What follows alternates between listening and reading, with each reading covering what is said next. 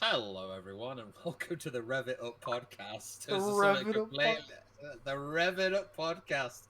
So here we go. I mean, we gotta have a cringe. We gotta have a cringe name in there, guys. But anyway, welcome to the new podcast. This is something completely new for the channel. I am the Synchro Fanatic, and today I am with my good friend, Mr. Heck Life, or Heck as he likes to be called, if you want to keep it short. And yeah, how you doing, man? I'm alright. I'm kind of still recovering from what's happened in the game recently. Like we had locals recently, so yeah. You make it sound like I was like, I haven't recovered since the incident. I'm not gonna lie, man. It was kind of it was kind of like my Vietnam in a way. War is heck. War is indeed heck. But just coming off that, it's like we'll get into it. But it's like coming off like Goki format for the first time. Right, blimey, yeah, like Goki. That was so long ago, but yeah. So for context, guys, we came off locals the past weekend. Obviously, the new sets come out, and let's say things got pretty heavy at our locals, and we had a lot to account for. But No. You're underplaying it. Things got ass. That's how things got. Things got true cheeks. But ass cheeks heavy. Let's just put it that way. Ass cheeks heavy. Honestly. But, anyway, so let's just get into this. Let's go through the topic. So I want to start with this. We're going to talk about a set called Maze of Memories. So for a lot of people, that's probably just like, oh, you mean the Gate Guardian set? I'm just like, yeah, the Gate Guardian set, sure. Yes, the Gate Guardian set. That's what everyone's mind jumps to when they think of the set. Yeah, literally, it's just, oh yes, the Gate Guardian set. But outside of that, because Gate Guardian, as good as the support was for that archetype, it's still a meme deck. I don't care what anyone says. If you take that to locals, you're kind of like you're doing it because you were either dead or because you like Gate Guardian, not because you're trying to win. Yeah, like the monsters are powerful, but you're not gonna win with Gate Guardian. It's sort of like once people know the tricks, that deck is. It's kind of like, you've exposed its plan. Although it's kind of floaty for what it is, so it's pretty decent. It's pretty decent for like a shit archetype that's now actually playable, but still. It's the closest thing I can compare it to right now is like just coming off locals, like just thinking of that is like Dynamorphia, and it's like it's like the deck has a gimmick, and like the gimmick is fun in a way, but it's like you're not winning. Look, my monster's a spell card now. Yeah, that's very nice. Yes, very nice. Pipe down, Pegasus. Ooh. Right. But more importantly, I think Maze of Memories was important for two reasons for how things come about. First off, the Baron de Fleur reprint. Yeah, big. You haven't given people another way to pick up this card for about a week before it jumped up to about £100 again for whatever crazy reason. I actually can't believe it. It's one of the easily the most popular synchro I think there's been in recent time, just because it's. I like to call these kind of cards overly designed. Yeah, it does way more than it needs to. When you've got a level 10, when you've got a level 10 generic synchro that is better than like a level 12 synchro monster that requires 3 synchro monsters to make, something's not quite right. I mean, yeah, I think it's like the most popular one since Savage's release, right? Yeah, I'd agree. Borrowload Savage, and that was like that peaked during Hulk format. Yeah, when we had Prime Link usage, Savage was like in every single deck. In most end boards, it'd be like Appaloosa Savage at minimum. Yeah, and it's still like Savage is still played in decks alongside Baron because I could just make both. Yeah, if you're making links, you're gonna make Savage Dragon easily because it's just an Omni-Negate, and it's pretty much timeless at this point. Yeah. But the other card that was big from Maze of Memories, and one I was very, very excited for, not because of Baron de Fleur, but that's why everyone else is excited for it, is of course Axel Synchro Stardust Dragon. Ban it. I hate you. This card's kind of contemporary at the minute because that is the big thing. It's like, is this card going to have to be banned because of Baron de Fleur? Because for those of you that don't know, Axel Synchro Stardust brings back a level 2 or lower tuner when it's synchro summoned. So this and the level 2 obviously is easy access into Baron de Fleur, which has made that card even more impressive. Personally, I don't think it's that crazy to be banned, but if you look at the secondary effect, there might be some that recommend it should be banned because unaffected boss monsters aren't exactly funny, but it is only till the end of the turn. Well, the thing is, like, when I say ban Excel, it's purely because, like, if they're gonna start banning boss monsters now, like, generic boss monsters like Baron, Savage, Appaloosa, it's like, what's the point now? Because they've let them slide, like, a lot in recent history, and Excel just makes it a lot easier to make Baron, and making it unaffected is, like, as you said, really, really fucking good. I think my issue with that is like, if we're gonna start it now, to be honest, that's kind of what Konami needs to do, in my opinion. They need to start looking at these cards they've let get away with murder for so long. Like Floodgates, for example, never get checked. They never get checked on like the card game. The only Floodgate I think that's been checked in recent memory was like Vanity's Emptiness. Mystic like Mine? Skill Drain was. Yeah, Mystic Mine wasn't even. Mystic Mine wasn't a Floodgate. It was a declaration of non-committed play. Like, I'm just not going to play the game until you get your monsters off the board. Like, that's what that card was. Nah, drawing is a function. Like, no, it's just not though. It's just not. You're drawing to pass the time. Let me live. Let me metaverse faker for once. Yeah. For the record, people, like Hecklin is a meta. He's a Mystic Mind metagamer, so he loves that card. So you do dismiss his opinions right now if you want to, but like that doesn't validate my opinion about certain things. If you like Mystic Mind, I'm sorry, on this channel it does. But yeah, I kind of agree with what you're saying. Like, Floodgates haven't been checked. Like Rivalry, Tikaboo, even Gozen.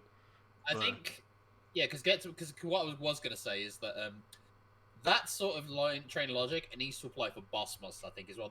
A lot of these boss monsters end up being so good that you can't really power creep them, and then not only is that going to limit their card design in the future, and obviously, like, well, we can't push any new product because these cards exist.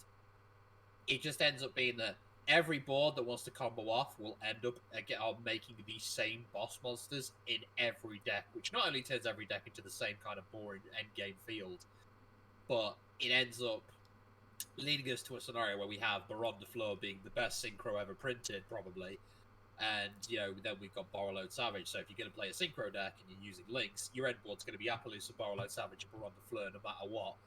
And I think that's kind of where we need to start looking at boss monsters, where it goes, okay, why are these cards still allowed to be present? Like Appaloosa, I think is okay, but it's also really annoying against monster-centric decks, but the fact it doesn't, like, stop all the traps means that you can, like, fisher it and it dies.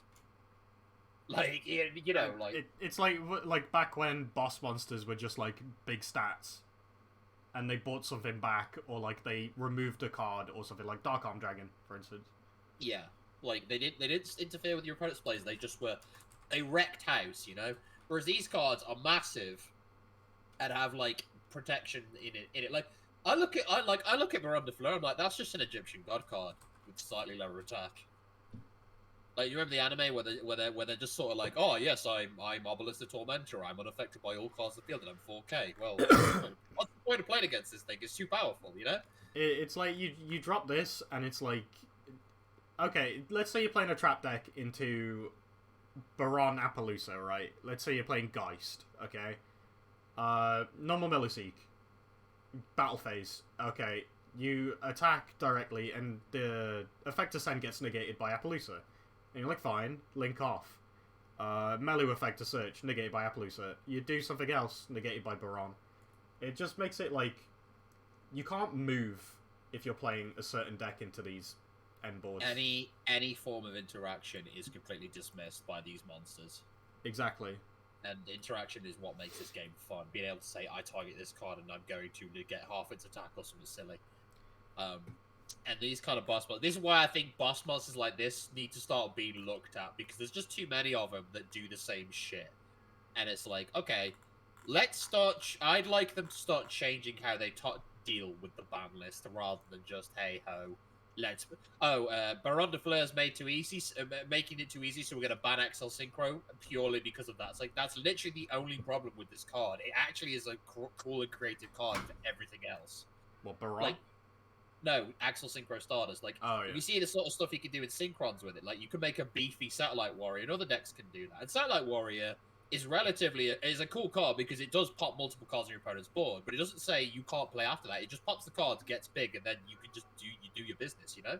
I actually got quick affected Satellite Warrior last weekend with Excel. It's rude. It's a rude combo. Yeah, because he just popped free from my board, and I'm like, oh, alright. I mean, I could deal with this because it's just like a pop free. It's not like an Omni Negate with protection, but like yeah. that was a fun use of it. Yeah, and then it becomes 5500. But then next turn he's completely fine again, and you're like, well, if I've got some cards still back, like it depends on player usage. Because if the player shoots it too early, he's not going to get maximum value out of it. It's like after the effect goes off and like you've still got cards, you're literally playing into a Blue Eyes. Yeah. It has a float effect, sure, but all it's bringing back is like Axel Synchro and starters. Like, you know, as much as I love it, not the most threatening cards in 2023. Like, you know, it's just a good card that is, you know, Axel Synchro helps, but everyone obviously just uses that card to get into Baron de Fleur, and if it's in every single combo deck, I just feel like it's going to be one of those cards that Konami says, well, we can't ban Baron de Fleur, so we'll have to ban Axel Synchro starters. It's like, it's done nothing wrong just because this card exists. You're banning that. Just ban the Baron. Like that's why I ban Baron de Fleur personally, because I think that card is way too good. Way I see it, they have three ways about this. It's like, 1, ban Baron, that's the obvious solution. 2, ban Excel, that's like gonna hurt like recent sales and stuff, and like future decks and stuff, but like whatever. Or 3, ban every level 2 tuner. Like, that's it. The Halki Fibrex solution. Yeah, ban everything around it. Like, literally ban Jet Synchron. Oh, we'll just play no. we'll just... No. You can't. He served his time. He served his time. But like, yeah, they need to go around it a different way. And like, if every like high tier combo deck is ending on the same monsters, maybe the monsters they end on are the problems and not the decks at a certain point. Yeah, like I agree. Like, there are 3 decks right now. That we're gonna talk. We're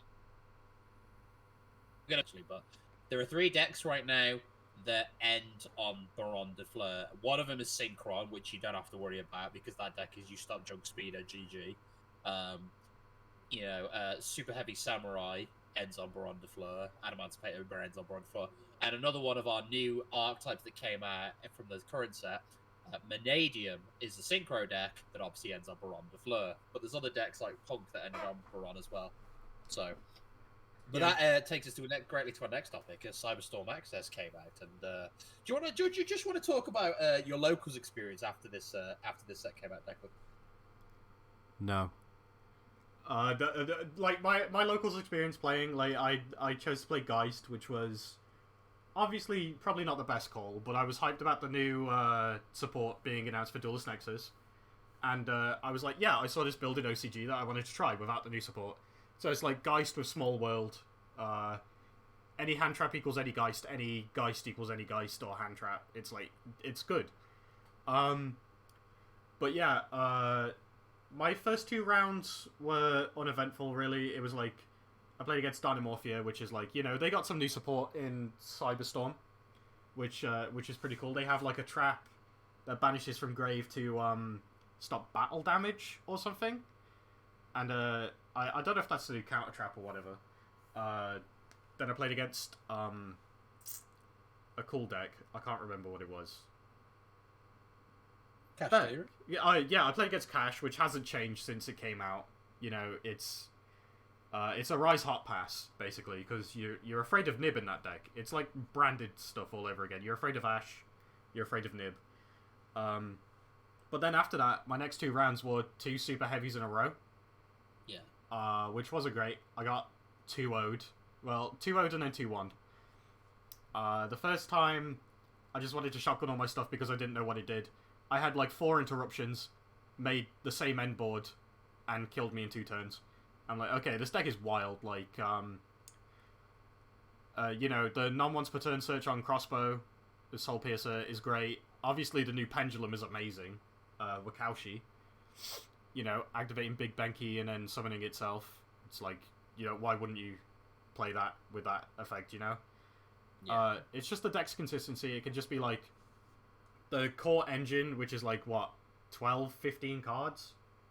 Yeah. And then the rest can just be hand traps. And like you can have 4 hand traps and Wakushi, and that is full combo. You can literally just play. And the scariest thing is, if you get gammered, say like you try and droll them, which ends their turn, and they gamma you, you just lose on the spot. Like, there's no way to come back, which is crazy. I mean, I look at the end boards of that deck, and I'm like, well, it's kind of mid for what everyone's kind of gassing it for. But it's not just the end board, it's the fact that they can do that, and then they have like 3 hand traps in their hand, and then it's like, well, I just can't play the game now. Like, the 1 card combo potential. It's like, yeah. Yeah, because Dark Ruler, okay, you Dark Ruler the board, you now have 5 cards in hand, and then 2 of those cards you are required to do your combo, and they have the hand traps to stop them. It's like, well, I lose then. Like, it's very crazy. There are some massive drawbacks, because we have seen decks that have 1 card combos in the past. The big drawbacks here with Super Heavy Samurais not being able to play spell or trap cards means they have some crazy weaknesses in the form of, like, anti-spell, for example. Like, you flip anti-spell on them, unless they're playing something goofy like Trap Eater, they've lost. Yeah. Like, you know, you can flip all the floodgates you want on it, and, like, Tikaboo is great against it. Like you said, anti-spell is amazing against it. But, you know, they've got options in the side deck, like, Archfiend Eccentric is a great card that's spiked up again because they can't play spells. Yeah. Like, that was an old mine out as well. Yeah. You know, they got Archfiend Eccentric, they got the 5 Rainbow Magician, which I think is insane. Like, I don't know the last time I saw this card. It was like, that card, like, it cripples Super Heavy Samurai, but like, it's such a copium. It's such a copium out for that deck. You know, the last time I actually saw this card, it was when Bortle was topping with Trap Tricks after Sarah came out, and he sided that card. What for? I don't know, just for anything really. I have no idea. But Bortle, why you said this? Lol, it's funny. He was on some cope with that stuff. He was also siding like Tiamaton and everything, which I got, but like, you know. But it's been a while since I've seen 5 Rainbow. If that's his name, I just know it was Biden Blast. I think it's like Perform Pal 5 Rainbow Magician or something. Yeah, like that card's funny in their side deck, and like because they can't side spells and traps like properly, they just side like more hand traps, like Bestials. Yeah, they change their hand traps to accommodate the game, but like if you flip an anti-spell on that deck, they just say, well, we can't play now. Yeah, like, it is ultimately. I feel like they're gonna start playing the Psy-Frame trap, Psy-Frame also that negates traps because of that. To be honest. Which one's that, Alpha or Gamma? I think it's Gamma's monsters, isn't it? Oh, then it's Beta or Zeta.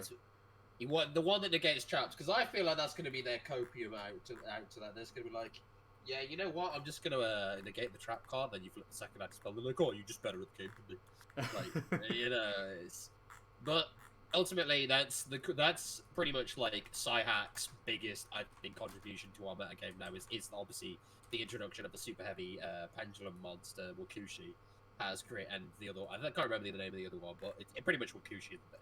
And this all like comes to the conclusion that Super Heavy Samurai is now a tier 1 threat, and I never thought I'd have to say that again. It's kind of wild because you see the deck on its own, and it's like they make big boys and they attack and defense, right? And that's their gimmick. That's what they do. But because Soul Piercer isn't once per turn, and they can just do stuff like Soul Gaia equip, and the other soul piece, the E-Tellies. Yeah. They've got a lot of options in like combo potential. Like they're even playing Fairy King Regulus. Yeah, that's a boss monster. Yeah, because they're obviously all machines as well, aren't they? So they can use Regulus. It's like a free equip. You equip Soul Piercer, and like if they don't use the negate or whatever, or if they need another combo piece, they just pop the equipped Soul Piercer with Baron, and they search again and keep playing. I actually am quite okay with Regulus. Regulus is a good example, I think, of a really good boss because it's a main deck card. I don't mind that so much being like an Omni Negate. I think that's pretty cool that they've got this main deck boss that's still pretty good. But a Super Heavy Samurai, I think, is pretty much at this point just going to be called Machine Pile. Like that's what I see it as. It's just a pile of machines that you're just mainly using Super Heavy for. Like, well, you just play Machine Pile at this point. Yeah, like you've got the Ancient Gearbox, you've got the Infinitrack Tunneler, like a bunch of splash stuff. Regulus, Tunneler, Ancient Gearbox. And you have the Ancient Gear Link in the extra deck. Yeah. Even Cleefort Genius. Yeah. I mean, because that's the other thing. Yeah, Cleefort Genius example, that's just pure machines. Like, you can probably throw Cleeforts in there and be fine. But that, of course, going into talking about the side deck and stuff we were, but for Super Heavy Samurais, because they're a pendulum deck, they have access to the ability to special summon pretty much anything that's between their zones. So, of course, there's pendulum summoning cards like Jinzo and Spell Canceller to deal with threats going first, which already compounds upon the fact that their board is just stupid in general. But these cards just then further compound the fact in general.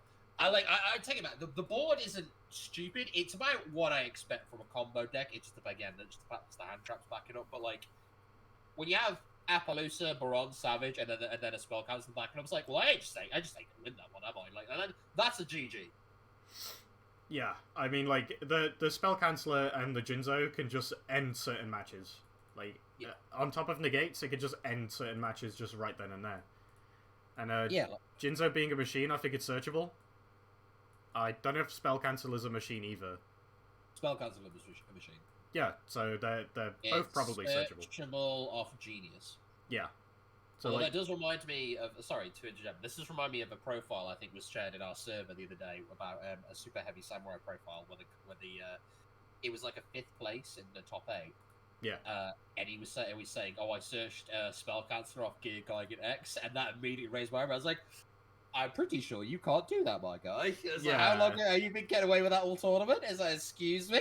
Like, people get used to a combo deck being able to do whatever it wants. So, like, they've been playing against it all day, they're sick of it, they just want to get the match over and done with. So you can just pull sneaky cheats like that. Yeah. They're just like, yeah, I can do this. Yeah, I can't do Genius, I'm going to search it off Gear Geigen. And they're that past carer that they just do not care. Yeah, they get away with it. It's like, I've got the out anyway, just cheat. Just cheat. Like it made me hilarious because it just completely just made that entire profile just completely negated. It's like, wow, this profile is now pointless because you just admitted yourself. You just self-reported, as Ashley would say. Super Heavy also can like stray away from like the big negate combos. Like, I've heard they've got an FTK and a hand loop running about as well. Yes. Which I haven't seen, thank God. But you know, just the fact that like if they ban their boss monsters, they could just like default to a hand loop, or you know, an FTK. It's just crazy to me. Well, yeah. It's really good. So, I mean, we've got the 3 topics I actually had on my notes, kind of read it to one, but I saw James playing Super Heavy Samurais as well, and James's version of the deck is incomplete because he doesn't have, like, Baron de Fleur or Axel Synchro. So his end boards were a bit more different from what people were playing. Like, he was ending on is it the level 11 or level 12 Super Heavy Samurai that's like 4k, and if the opponent activates a spell trap, you can draw until you have 3 cards in your hand. He ended up doing, 12. Like... Yeah, I think he ended up doing the worst of the 4, but it was just like, okay, so this deck, when it's playing its own resources, can do bits now. Like, it can make these pretty interesting boss monsters, but like, obviously it's not as good as there's the other stuff as it's just been proven in that locals. But I think it just kind of goes to show that how insane the new support was for that archetype from Syak, and it's the kind of like the biggest thing to come from Syak. Oh yeah, like the super heavy cards are crazy. Like they just go so hard. Like you even got Motorbike and Stealthy, which are really good. Like Motorbike's a rotor. Yeah. And Soul Gaia Booster, which is just another equip that does. Let me read what it does actually. Target 1, equip from your hand or field. The equipped monster is treated as a tuner. So there you go. It can sub anything. It can fix your synchro combos. I will say though, as much as I am kind of perturbed by this deck existing, I do kind of have a soft spot for him. I think it's Wagon. Oh, the weak point of the deck. Yeah, like you normal summon Wagon and it activates defense to go to defense, and then it goes to attack. It's like Cha-Cha real smooth. Like, it's just dancing. It's like, I like that. I like that. But, Wagon in attack mode. What will he do? He just be moving and grooving. Syak. So we're still talking about Syak. What else came out? So, branded cards.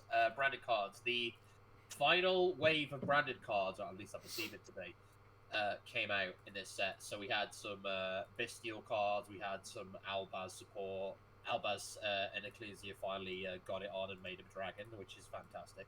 Yeah, you got the Bestial Aluba. You got Guiding Quem. What is it? Adlib? No, that's the old one. Despian Synchro level 12. I can't remember her name, but it's basically Fleur de Lis, but dead, but came back. So, Despian. Let me just look at this up real quick. Yeah, this is Lulu Wailith, I think it's called. Oh yeah, Lulu Wailith. There we go. Yeah, you got that. Which is a pretty nice card, but apparently it's £40 as well. Like, okay, that's. And you also got Dispatter in the set, which is he's a funky guy. This card I wanted to talk about a bit because obviously I like Synchro Dragons, but this card, I think this is going to be one of those synchros you need to pick up now before it spikes later. This is a really good boss monster for like the bestial archetype. I actually have mine in front of me, and just reading it's just crazy. It is a very powerful synchro. Like, it's not completely generic, so it can't be abused in everything, but there is one deck I know for a fact of I've used it in while testing, and it's going to be really good, and that's Resonators. Oh, really? Yeah, because Resonators are all about Red Dragon Archfiend, right? So they're all about the dark dragons and stuff, and Bestial Dispatter is all about dark monsters, so there's a natural synergy there. Like, there's a combo where you end up trying to make a board, and you have to make a Red Dragon Archfiend with Abyss, and then you banish Abyss with this tuner. I think it's Obstinate Oogaloop or something, which sounds gross, but it's legit. And you banish the Abyss, and then banish another synchro to special summon it. And then Dispatter can obviously bring back Abyss. So you get like to bring back Abyss through a loophole because of it, and you get like another boss monster on board. So there's cool little combos you can do that facilitate it. Because being able to special summon from the banish zone is big. Like, Graveyard's already one good thing, but being able to special summon from banish gives you a lot more flexibility. So, Resonators, I think, will be enjoying that. But as a whole, like, I think Dragon Link is eating good this format as well. I think Dragon Link is eating really good this format. Yeah, Dragon Link got really good stuff in Dispatter. Like, it's a pop, it's a shuffle back, and it's a negate, depending on which one you shuffle back. Yeah. But and plus the Reborn from Banish, like you said, it's really good. Yeah, defo probably the best ultra in the set, unless I'm forgetting something else that's kind of crucial. But I think that is the best ultra. I can't think of anything else where I'm like, yeah, that ultra is pretty crazy. You've got the Gold Pride, you got Firewall Defensor, Manadium, Realm Heart, Ringo Worm. Ringo Worm, yeah. I want to talk about Ringo Worm. Yeah, Ringo Worm is sick. Yeah, that card's good. There's a new Talonite that's an ultra, and 2 more Gold Pride cards, and a Libromancer card. Oh, right, yeah, of course. Libromancer. I mean, like I said, ladies and gents, there was a lot that came out this set that was actually, like, I was slept on this set somewhat fierce, and now I'm looking into it, it's like, I'm only interested in Dispatter to pick up, but this is kind of a big set, and I wasn't expecting it. I was just kind of sleeping on it, like, yeah, it's a whatever set. But I know the Super Heavy Samurais are going to come out and, you know, cause chaos, but everything else I was just kind of like, it's whatever. But no, this set is actually, like, got some secret goo in it, and it's made better by the fact of the Gold Pride cards as well, because those cards seem pretty good. But if we go back to Branded for a sec, yeah, most underwhelming pushed archetype of all time, I think, are Branded. Like, wow. I like branded. I like Albaz. It's just summons big dragons, but at some point when you keep pushing it and we've had a wave of support from Rise of the Duelist all the way to now, and that deck had like one format where it was meta relevant, like the best deck. Every other format, something else has come along and just clapped it. Wasn't that because they were just like the equivalent of the taxmen? Because they did that card that burns. No. No, because you had like Mirror Jade came out. You remember the Albaz structure that came out? They finally got branded fusion. Yeah, it's like Dragoon. It was like, this is it. This is the push the deck needs to be tier 1. And it was tier 1 for like a month or two. And then I think another set came out and it's just like, yeah, you're not meta anymore. Because Bestials just kind of wreck your shit. And it's like, oh. Yeah. Oh, I mean, okay. If you play this deck, you are constantly playing around either Bestials or Ash Blossom. That's... Yeah, but you ain't play. Yeah, you ain't because you sure as shit ain't playing through Ash Blossom. No, like you have to play around it. If you normal Aluba, they will not do anything to it. They will wait for your branded fusion to drop the Ash. That's like a fact, right? Yeah, and like a smart player will know. I don't hit the Aluba. I hit branded fusion because branded loss doesn't prevent Ash Blossom from working, which is kind of a big contention point with me. Is that we have this card that protects our fusion summons.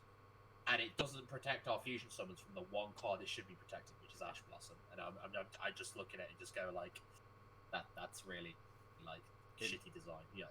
It's like Meltdown, but worse. Like Magical Meltdown, you know?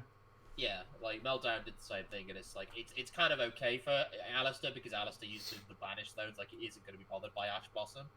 But Branded Fusion has to send from deck, and Ash just kind of capitalizes, but Branded Loss does not protect you from the one card, in my opinion, it should protect you from. One card I wanted to bring up because of like a grievance I have against the deck for no reason. Sanctifier. Albion the Sanctifier Dragon. Oh yes, the new Fusion Dragon, yeah. Yeah, the new level 8 Fusion, and all it does is facilitate the gimmick puppet thing. I have to remind myself what he does because I remember reading this card. This is another thing that kind of I got so like I know somebody's going to comment will probably say yeah it's not actually a user, but I was so underwhelmed when I read it. I was like, is this what the big boss does? It's like during your opponent's turn, a quick effect. You can target 2 monsters in any graveyard, special summon both monsters one to each field. So, of course, the gimmick puppet thing, as you said. Yeah, because it's a light, you can just send it from deck for Albion. But, there's, also a really, really bad reborn effect on itself. If this card is in your graveyard, you contribute 4 monsters, the 2 in the extra monster zones, and the 2 in the central main monster zones. And if you do special summon this card, you're never doing that. No, this guy is there for turn 1, and that's for your FTK. That's it. And even then, your FTK loses to a Bestial. Yeah. What I do like, I mean, the opponent cannot target this card with card effects. Nice to have some protection on an Albion Fusion. I mean, I can't say anything bad about the artwork. It is a glorious artwork, and I may just pick one up just for the artwork because I was playing Branded for a long time, as you know, and I still have the deck. I even went out of my way to get Ulti Alubas because I do really enjoy. Like, I wish I was Albaz. Man could just walk up to things and say, "I am you now. You and me, we become dragon now." I wish that was me. He's living my life. But like, what I do like about this card is during your opponent's turn, you can target 2 monsters in a graveyard, special summon both monsters, 1 to each field. This does set up your Albaz plays. It does. It does, which I think is the point. Which I'm like, that's interesting because most boss monsters end up wrecking shit. This doesn't. This kind of like allows you to snowball more fusions, and you obviously can bring back like your biggest monsters. So, I see this card as kind of like, yeah, it just reborns your Super Poly, right? That's So like, if you're in a pinch, you end on this, you end on Mirror Jade. I don't know what the deck is ending on, and like, let's say you don't have the gimmick puppet. Yeah. You end on this with the Albaz Engrave, you're set, because you can just make another fusion and play on your opponent's turn. Yeah. I don't know, one of them pops or like something. I don't know, but the deck has options. It's just too fragile. Yeah, like it loses attribute. Like, so I kind of slept on this card, and I was like, it's not that bad. And its stats, and it's literally got Blue Eyes White Dragon stats. Like, it's 3K 2/5 level 8. It's like, yeah, you're just Blue Eyes White Dragon with an effect. But like its materials, Fallen of Albaz plus 1 light spellcaster monster, so you can dump your Cartesia from the graveyard if you want to, unless you want to play like other stuff. You can dump Quem. Yeah, you could dump Quem. Yeah, Quem's another great target. And being able to special summon 2 monsters in a graveyard is nice, but again, your opponent gets to do that as well, and it's like, you know, unless I'm making Albaz to make a big monster, like it's relevant though, because if like your opponent has a target in grave and you have Albaz, you just summon it, make something with the thing you summoned with Albaz. Yeah, I think that's the point. But also, yeah, the effect is relevant for Kashtira. Yeah. And yeah, you get to choose the monsters.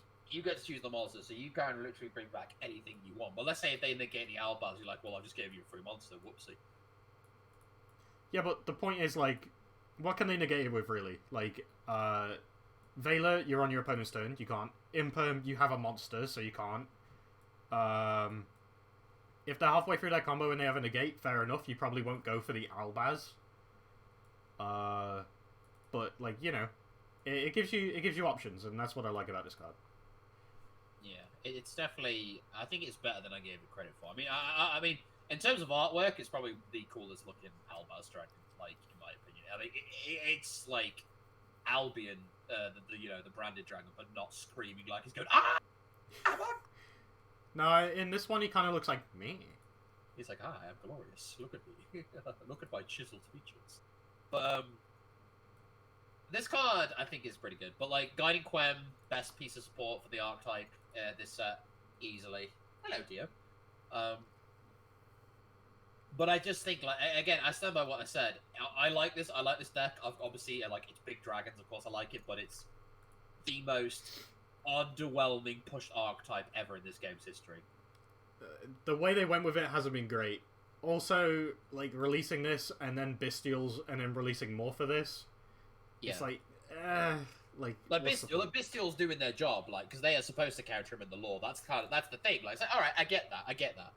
But, you know, when you can make a deck that is a part of a different piece of lore that you're just doing as a side project, aka TR Elements, and they're like the best deck in Yu-Gi-Oh's existence, and you could half-ass that shit, rather than this archetype you have been pushing for like 17 sets straight now. I know that's an exaggeration, but you know what I mean. Like, I kind of call to a point. It's just like, this deck should have been dominating at this point, and it just hasn't. Like, and it's not because it's bad. It's purely because there's just always something better than it. Yeah, I get that. It's I've said it before. I'll say it again. The deck's just too fragile. I'd love to play this deck, but right now, more than any time, is not the time. It's too fragile, and it's a shame because it's a really fun deck to play once you get going with it. I mean, I don't think it got dicked over as badly as Sword Soul did, but that's beside the point. Oh no, there's there's a couple cards I want to bring up in this set actually. Like me, I'm like a rogue player, right? I just play trap decks and I'm fine with that. But there's a couple cards in this set that caught my eye. Like Wannabe. What does Wannabe do? I don't know. During the end phase, you can send this card from your hand or field to the grave. Excavate the top cards from your deck equal to the amount of your opponent's unused spell and trap zones. You can set one excavated trap to your field, but send it to grave during the next end phase, and then place the rest on the bottom. Oh. Like, I think this card's cool. You can play it in, like, Labyrinth or something. Yeah, so you just excavate for it. So you can excavate for a particular trap card you need, then. It's literally any trap. Like, it doesn't matter if it's continuous, counter. Like, you can excavate for fucking Judgment if you wanted. Oh, that's good, because this was going to be my question, was that that might be the niche application, because you obviously you still have Trap Trick, don't we? So you just could play Trap Trick to do that. But if this can get things besides normal traps, and that's interesting. That's quite the niche. And you can well, it's during your end phase, right? So your opponent, if you're going first, you obviously have 5 unused spell and trap zones. So you excavate 5. Can you activate it the turn you set it? No, because it's on your end phase. It's on your, so you have to wait 2 whole turns to do it though. No, you can do it in your opponent's turn, right? If it's during your end phase, then you can't. Oh, really? Yeah, because is it continuous trap or is it a normal trap? It's any trap. No, like the card itself, is it a continuous trap? It's a monster. Oh, it's a monster. It's a level 2 light insect. Oh, right. No, well that's fine then. I thought it was a trap that searched other traps. Sorry, my bad. No. All right, that's fine then. That's fine. So you can obviously summon it, and then during your opponent's end phase, you can obviously, during your end phase, you'll do that because you've summoned it to the field. Right, that makes more sense because I was going to say if that's a trap card, that is horrible. It's great because you can send it from hand as well. All right, neat. Okay, so you can just, yeah. So the longer that stays on, the more value it might potentially get as well. Exactly. So that's interesting. There's another card as well. I've heard people bring this up, and I think this card is quite funky. I think you'll agree as well, if you've read it. Time-Tearing Morganite. Time-Tearing Morganite. I have not read this card. Alright, so it's a normal spell. For the rest of the duel, apply these 3 effects. You can't activate monster effects in hand. Draw 2 instead of 1 for your normal draw phase. And 3, conduct 2 normal summons or sets per turn. Like, I think this card is insane for trap decks. Yeah, that's... Like, this card in Labyrinth. So you can't activate hand traps. No. But you draw 2 cards. Yeah. Instead of 1. And you can do normal... Like, this card in Draco, for instance. Yes. I feel like this would be really fucking good. Do you know what I like about this card now that you've mentioned it? What's that? I hate to bring this card up because I don't like how this card was used, but I like that this is the kind of card that affects your deck building, like the grass like Screener did. Yeah, yeah. You will build your deck around this card, and I'm curious to see if people are going to try and pick up on that and do it because it's a weird card, but you do get a lot of benefits from it with one somewhat big drawback. But draw 2 normal summons, you know what I mean? Like, for trap decks, like you said, I think that has potential. Or this in Floowandereeze. Like, you know. Do Floowandereeze have monster effects in hand? No, they don't. Banish and field. The only thing they have is, like, Shifter. But you can activate Shifter first before you do anything else and then play this. Yeah. So you can still play Shifter. Yeah, so... Yeah, that's definitely a card. I think we're gonna see that one day. I think we're definitely gonna see this at some point. This is I know you have to wait a turn to like get the draw card effect, but you can normal summon immediately. It does have a graveyard effect as well, which is cool. You can banish this and then discard another Time-Tearing Morganite, and your opponent can't activate monster effects when you normal summon. Okay, so it incentivizes being able to push through and like being able to normal summon. Yeah. Okay. I mean, maybe Invoked could play this as well. Like, if they didn't rely on hand trap so much, they could probably play it. Like, there's definitely a lot of decks that I think will look into this and test it out. Like, even if we don't see it in regional play, there will be people trying this card out. The way I see this card is like Slash Draw. Like, you know, that card did nothing. People were using it in, like, funky mill decks and that, like Lightsworn. But then someone came along and made an FTK. Like, I'm not saying you can FTK with this. You probably can, because of the 2 normal summons, but, like, that's it. Yeah, that's going to be very niche as well. Like, like there'll probably be something else that would be able to do that as well. But like Gem Knights. the all-powerful FTK archetype Gem Knights. They're the legendary. I fucking hate those guys just purely for the fact of that's all they do. No. And another card I wanted to talk about was Harvest Angel of Doom, but it's pretty straightforward. Like, yeah, I saw. Who did I see at locals this week playing that card? It was Ben in Lich. Yeah, Ben in Lich, and I was like, Harvest has an evil form? Yep. Yep, and I think somebody pointed this out, is that counter fairies can now pendulum summon. Oh, was the only thing they had Ariadne? Yeah, for their own specific design. Yeah, I think they can actually genuinely pendulum summon now. Oh no. Yeah, like... That's kind of funny. That is kind of scary and funny at the same time. Like, you just imagine a pendulum summoning all like their paw shafts and shit, and you're like, oh, well, this got out of hand. So during your main phase, you can destroy this card, and if you do, add 1 Black Horn of Heaven from your deck to your hand. That's a bit specific. If this card is normal or pendulum summoned, you can add 1 Horn of Heaven from your deck to your hand. If this card is tributed, you can place this card in your pendulum zone. You can only use each effect of Harvest Angel of Doom once per turn. So I kind of like it. Yeah, Ben used this to search Horn of Heaven, and I remember recoiling. I was saying Horn of Heaven. I was like, who the fuck is playing Horn of Heaven? Like, what the shit? And then he explained to me it was this card. I was like, right, okay. So I get the idea is that you get to add Horn of Heaven, negate a summon, then it's in the pendulum zone, and then you can pop it to get Black Horn of Heaven in Lich, I'm guessing. In Lich, that's what it's used for. But for counter fairies, yeah, it's a high scale, so yeah. It's a high scale and a level 4. Yeah, so definitely an interesting piece of support for counter fairies. I just think it's kind of rude that Lich now have this card that says search 2 counter traps. It's like, alright, listen to you. I mean, like, in their defense, they also have Wannabe as well. Yeah, like... Lich has fallen off the face of the earth because it just can't. I don't think it can compete, or people have got bored of it. But yeah, it's cards like that give it a new breath of fresh air and get people innovating and trying stuff out.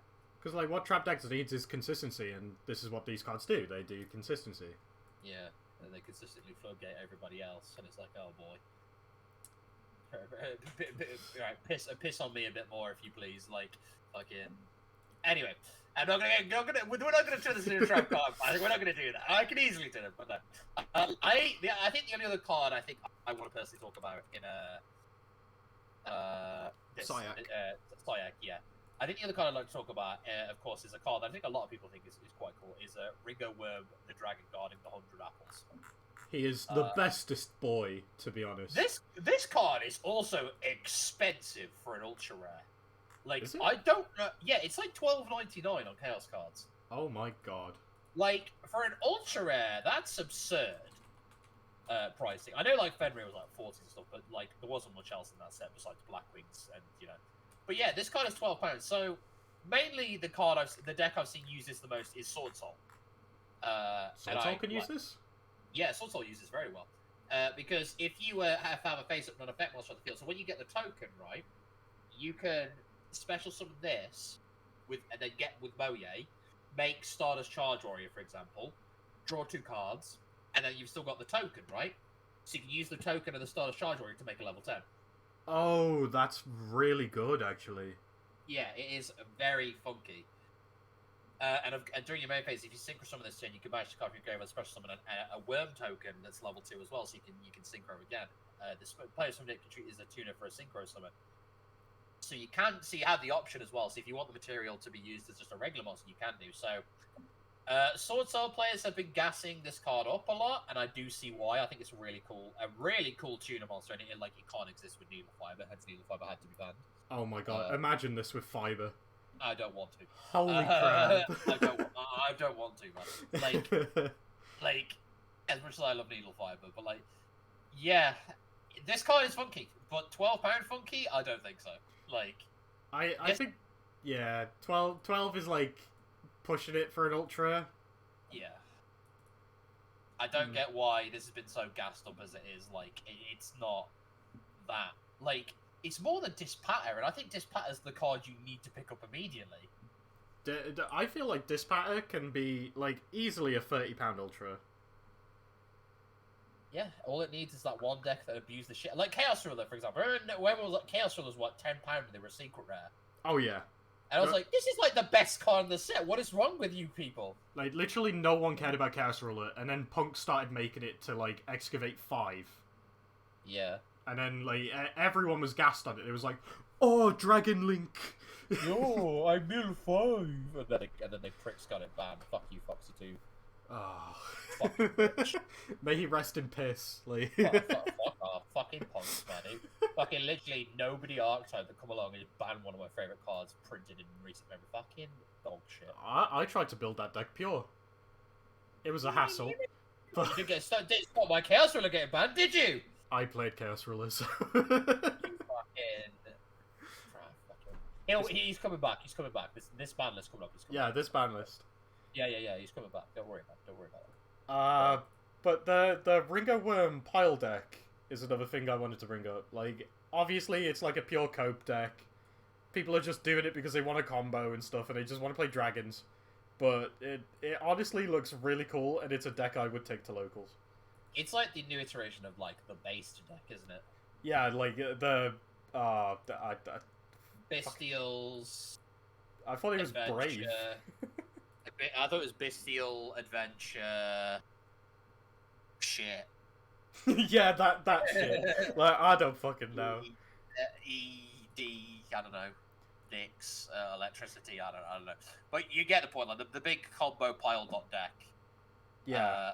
That relied on fiber for a lot of stuff, but they're just using this instead.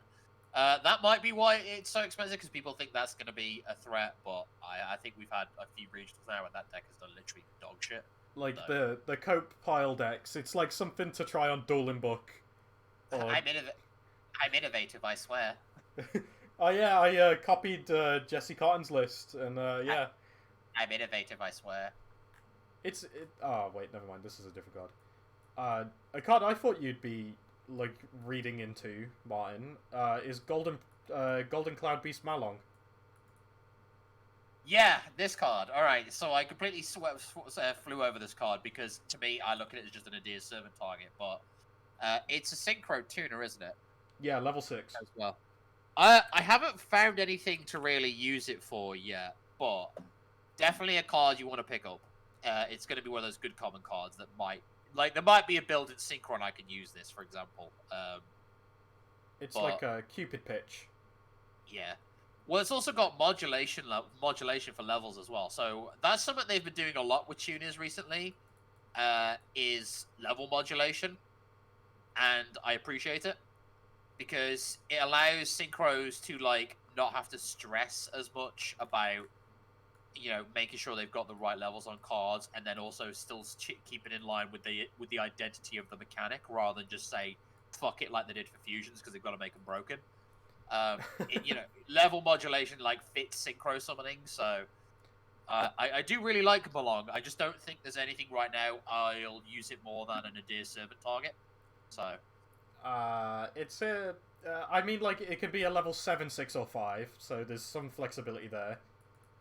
But, like, yeah, I don't think the deck has come along to break this yet. So the best thing I've come to use it with it for is making it level 5 and then using TG Hyper Librarian and the level 2 Assault Blackwing that's a non-tuner to make like a Quasar.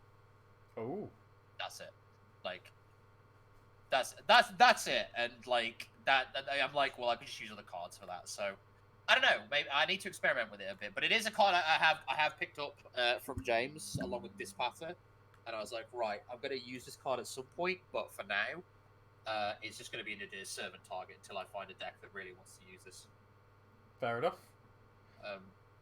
But yeah, as for the rest of Cyberstorm Access, there's like the Firewall cards, and I think the Q, the Gold Pride stuff. I think that deck will do bits eventually because that fusion is annoyingly good, and.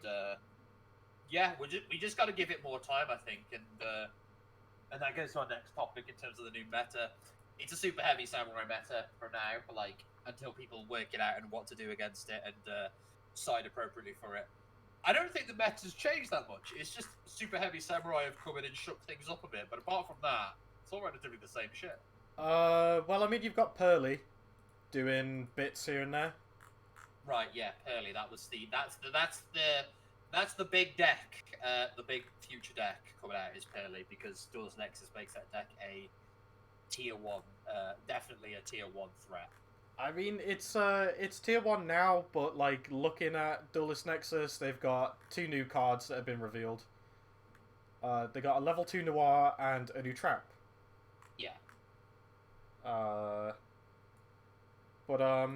Yeah, the level 2 Noir is just a compulse, and up to 3 times a turn, you can set a Pearly trap from your deck when you activate a quick spell. Yeah.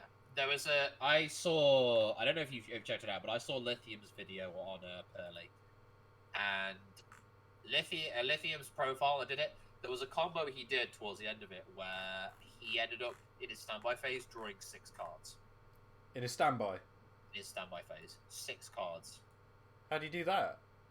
There's trap. I think it's one of the traps or sleepy or something that says, like, if it's attached to an exceeds monster during the standby phase, you draw a card. Or something. But there was a way he did it where he drew the 3 cards off the original copies, and then I think he exceeds summoned into a new copy, and then of course that's treated as a new copy, so he draws another 3. Oh my god, that's cracked. So yeah, Duelist Nexus, keep your eyes out for Pearly, because that probably will be the top dog. I mean, ironic to say the cat deck is going to be the top dog. But yeah, it's going to be the cat's pajamas, I think, going forward. But I mean, right. With the draw combo, it's like they'll just draw hand traps. So exactly, yeah, they're gonna draw hand traps, and that deck like just gets all its cards out of his deck in a few turns. Like it's crazy good, but it's okay because the cards are cute as fuck. Oh yeah, we can't ban them. Very acceptable because they're kitty cats. But regardless, we're gonna talk about I think Glasshammer locals now. So we went to locals the past couple of weeks because Nats is coming up for us British folk. How was your experience at locals that club this weekend? I know you talked about it a little bit, but let's what do you think? I mean, like, just feeling out the room, it's like, it hasn't changed much, you know, you got the metagamers, and then you got people just playing, like, decks they like, you know, I played Lewis round 1 on Dynamorphia, he lost because Meluseek attacks directly, yeah, and then I played Kashtira, so, like, matchups I was expecting, really, like, you know, just, like, the low-tier Rogue and, like, tier 1. But, the deck that obviously shook it up the most was Super Heavy. And, 3 out of the top 4 were on Super Heavy. And I think the other one was, Labyrinth? I think so. Yeah, so, yeah, I mean, like, obviously if you go to locals, you don't have to play, like, you know, tier 1. We just have those players at Glass. It might have been Dragon Link, actually. Oh, really? Yeah, I think it might be Dragon Link.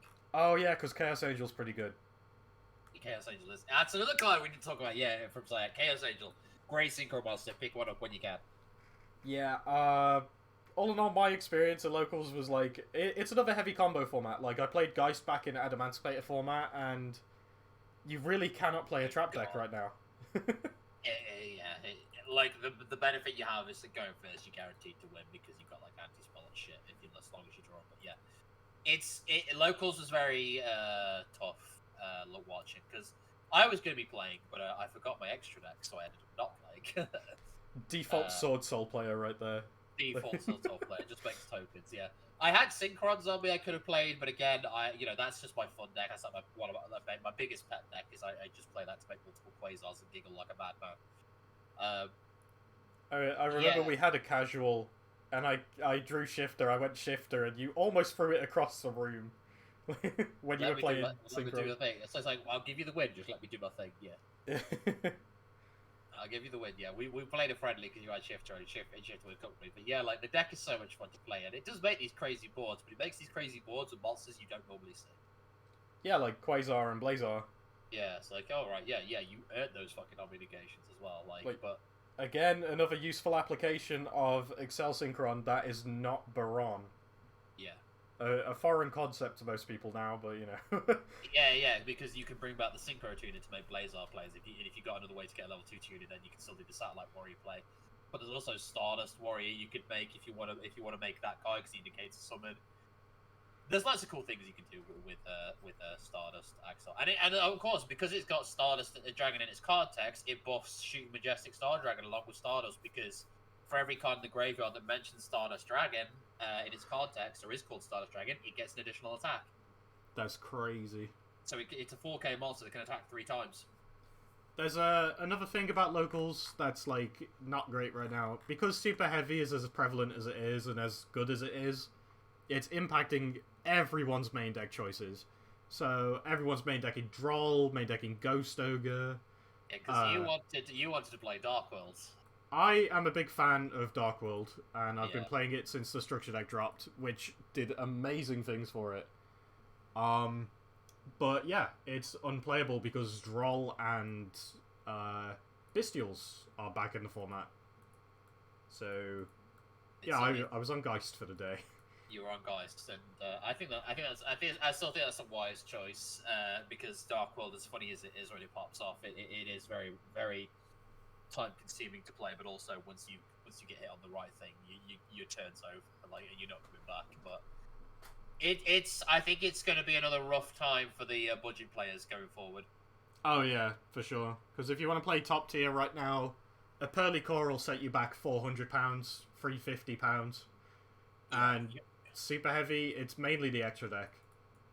Yeah, the Trap Trick structure decks won't carry you anymore. It's too slow. I don't think it's good. I think it was good enough before, but Super Heavy Samurai, I think, give it too much to contend with.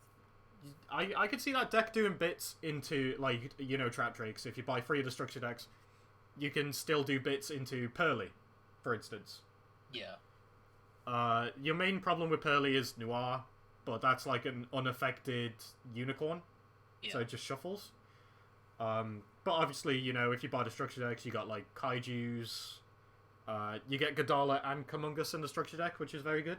The structure deck, in terms of value for reprints, is fantastic. Like, if you don't like Trap Tricks, you can just buy the structure decks and you get most of your money back just on the staples. Like, evenly matched. Yep, evenly matched. Perfect. It had been so long since that card had got a reprint, and wait, actually, no, I think the last time we got a reprint was Maze of Memories? Yeah, no? I believe so. But even then, it was still, like, you know, cheap, but not budget cheap. It was supposed to be reprinted in the Charmer structure deck, and they gave us another copy of Rugeki instead. I'm a Rugeki enthusiast. I mean, yeah, Rugeki's a fine card, but we'd had it so many times at that point. It's just like, I don't know why you're kind of avoiding the evenly matched issue, but they finally said, right, we'll give you evenly matched this time. It's like, okay, you're okay. It's like they had an opportunity to print a lot of other good stuff in the Trap Trick structure deck. Like, if you wanted to give it another print, Imperm would have looked fine as a common. You could have printed Baron in there, you bastards, but you just didn't. I don't think they could have done, to be honest. Like, it's a plant, Martin. No, it's a warrior. Well, they printed Sage de Fleur in there. They did, yeah.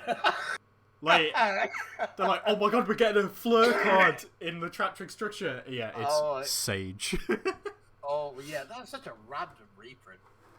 To be fair, that kind of sparked it kind of like made something come across my Facebook timeline, because I like look on Ready for Duel and that on their Facebook page. I saw a level 10 spam deck from OCG, and it's like there's 3 of those in there, and I'm like, oh, this deck looks fun, so I might throw that together for a locals one time. Level 10 spam, like what, extra deck level 10 spam, or just oh wait, no, I think it's level 8 spam. Level 8 spam. Because Sage is a level 8, right? Yeah, because this one thing I did want to talk about the card is that James was playing Sage de Fleur in his super heavy list this weekend, and he said it came in clutch for him in one of his matchups.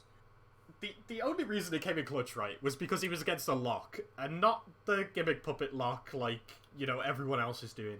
He was against Buster Blader. Yeah. And I have no idea how or why he even wanted to side Sage de Fleur. Shout outs to Sean, by the way, because that Buster Blade deck is fucking annoying. It's crazy. But, apparently out the lock for James, and that got him 6th place with Super Heavy? Yeah. The only Super Heavy that didn't break into top 4 because he was playing an unfinished build, basically. Yeah, no Excel, no Baron, like, he did as good as he could. Yeah. And for the funny story, having his level 11 synchro stolen by a big eye and then letting his opponent draw 3 cards was funny. And then he responded in kind by summoning the incredibly based Scarlight Red Dragon Archfiend, nuking the board and attacking the game. I was like, I was happy I saw that game. I was like, that was an extremely based series of events. What, did James summon Scarlight? Yeah, he summoned Scarlight. He said, that's mad that I can do that. Fucking ew. Based as fuck. Really, just incredibly based. Man's just in the corner, he's like, oh, so based! I saw the big guy, and I saw him take the synchro and saw Seb draw 3, which he drew fucking Fenrir, Imperm, Pancratops, by the way. Jesus Christ. Yeah, no, that is cheese. That is pure cheese. Good God. And then he just didn't get a chance to use it, because Jay was just some Scarlet. I was like, oh, beautiful. What is that synchro? Whoa, his pecs. Oh my God.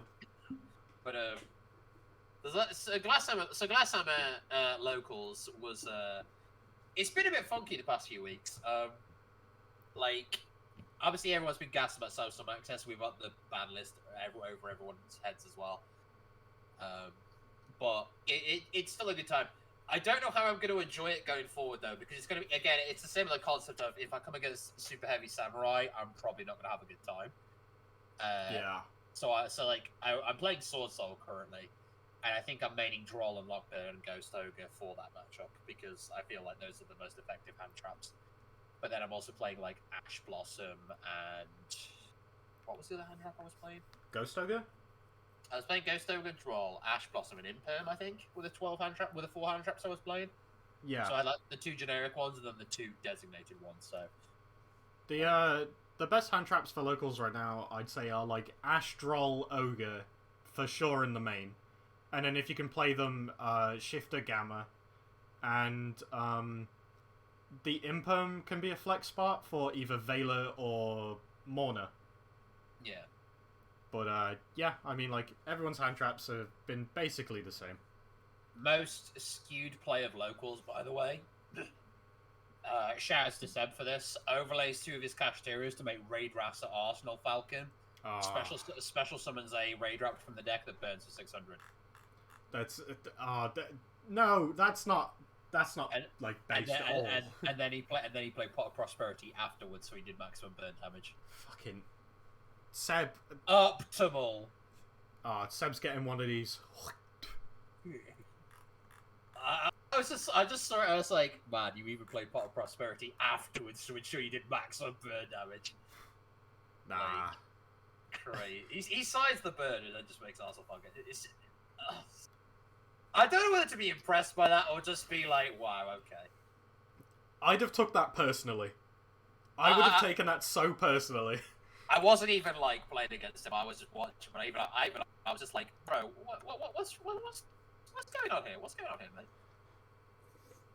What's going on here?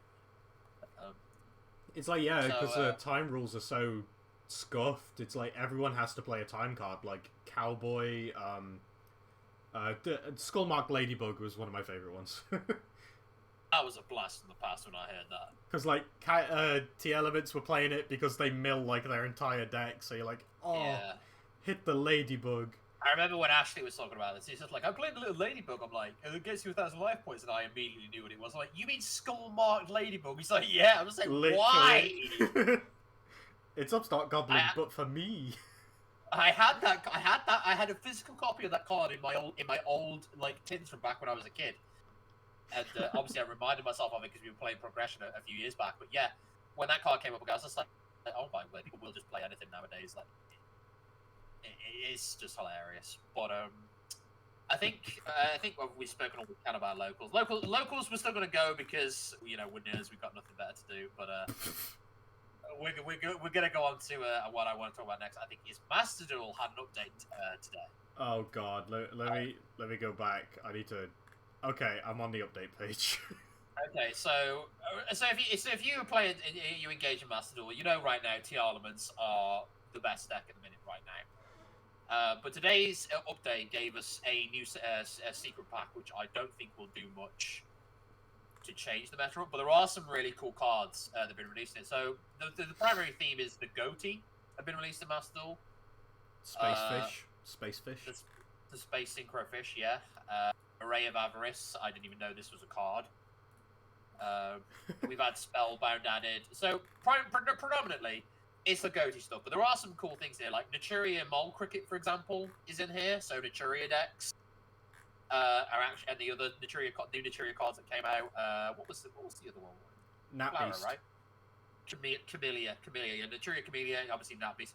So I don't know how good Runic are, or if they've got the cards if fully like unlimited in Master Duel. I can't remember the ban list. I swear Fountain was limited. Very possibly, but if not, Naturia Runic could be now a thing on Master Duel. World Sea Dragons the Atlantis has been put into Master Duelers now, so that's kind of an interesting link monster. I think the only card I've seen that used him was like Pendulums.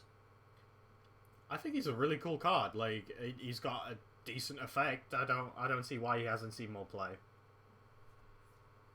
I think it's just a bit weird. Like, for a Link 4, like, I mean, you can make it with 1+ effect monster, right?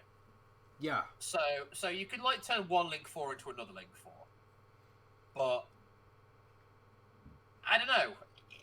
He's kind of weird. Like, I think he's one of those, like, cool cards, but I think it's too gimmicky for what he's trying to be. That's my personal opinion on it.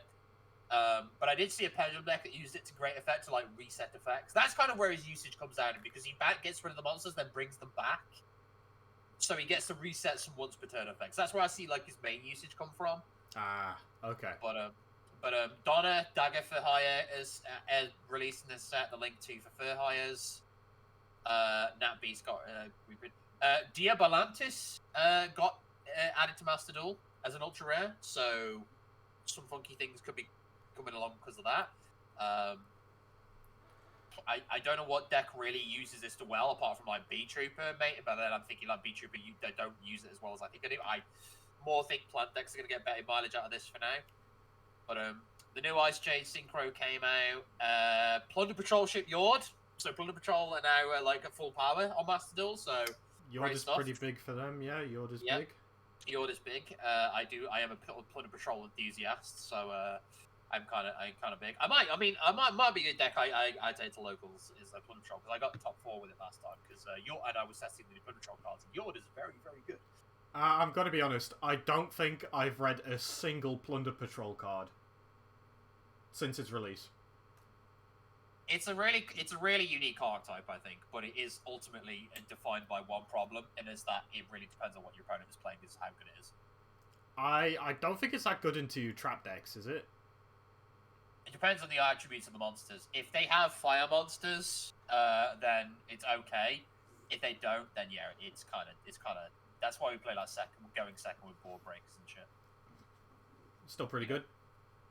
But as for the rest of it, so this is a very synchro-oriented pack, because the other cards that came out on it, Axel Synchro Stardust Dragon was actually added to Master Duel way earlier than we got it in the TCG, because you got to remember, this is like Power of the Elements format.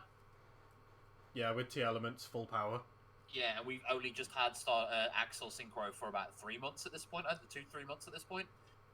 Assault Synchron, which we still don't have in the TCG until next month, that got added. Oh my god. So that got added. Naturia Mole Cricket. So, and the rest of it is about what you'd expect. And they also added Stardust Worm. So Stardust Worm is this like very basic level 1 light dragon monster. It's a Stardust baby, basically a very baby Stardust. Oh my god. He looks adorable. He does. He really does. Like, I thought Debris Dragon was baby Stardust, but this is really baby Stardust. So if this card is in your hand or graveyard, you control level 8 or higher Dragon Synchro monster, you can special summon this card but banish it when it leaves the field. You can tribute this card, special summon up to 2 level 1 light Dragon monster in your hand or end of graveyard, except Stardust Worm, they cannot activate their effects. So this is meant to work well with the Majestic Stardust stuff. So in terms of like the Synchron combos, we normally summon Brotor from the deck so we can add Doppel Warrior. But going forward with Duelist Nexus, you won't be needing Doppel Warrior as much, I don't think, unless you want to do like the regular Synchron stuff, which I think is still be the optimal version of it. But this is a card that I think we'll see play in Synchrons, because I do like this card. Being able to bring itself back is huge for a lot of different plays.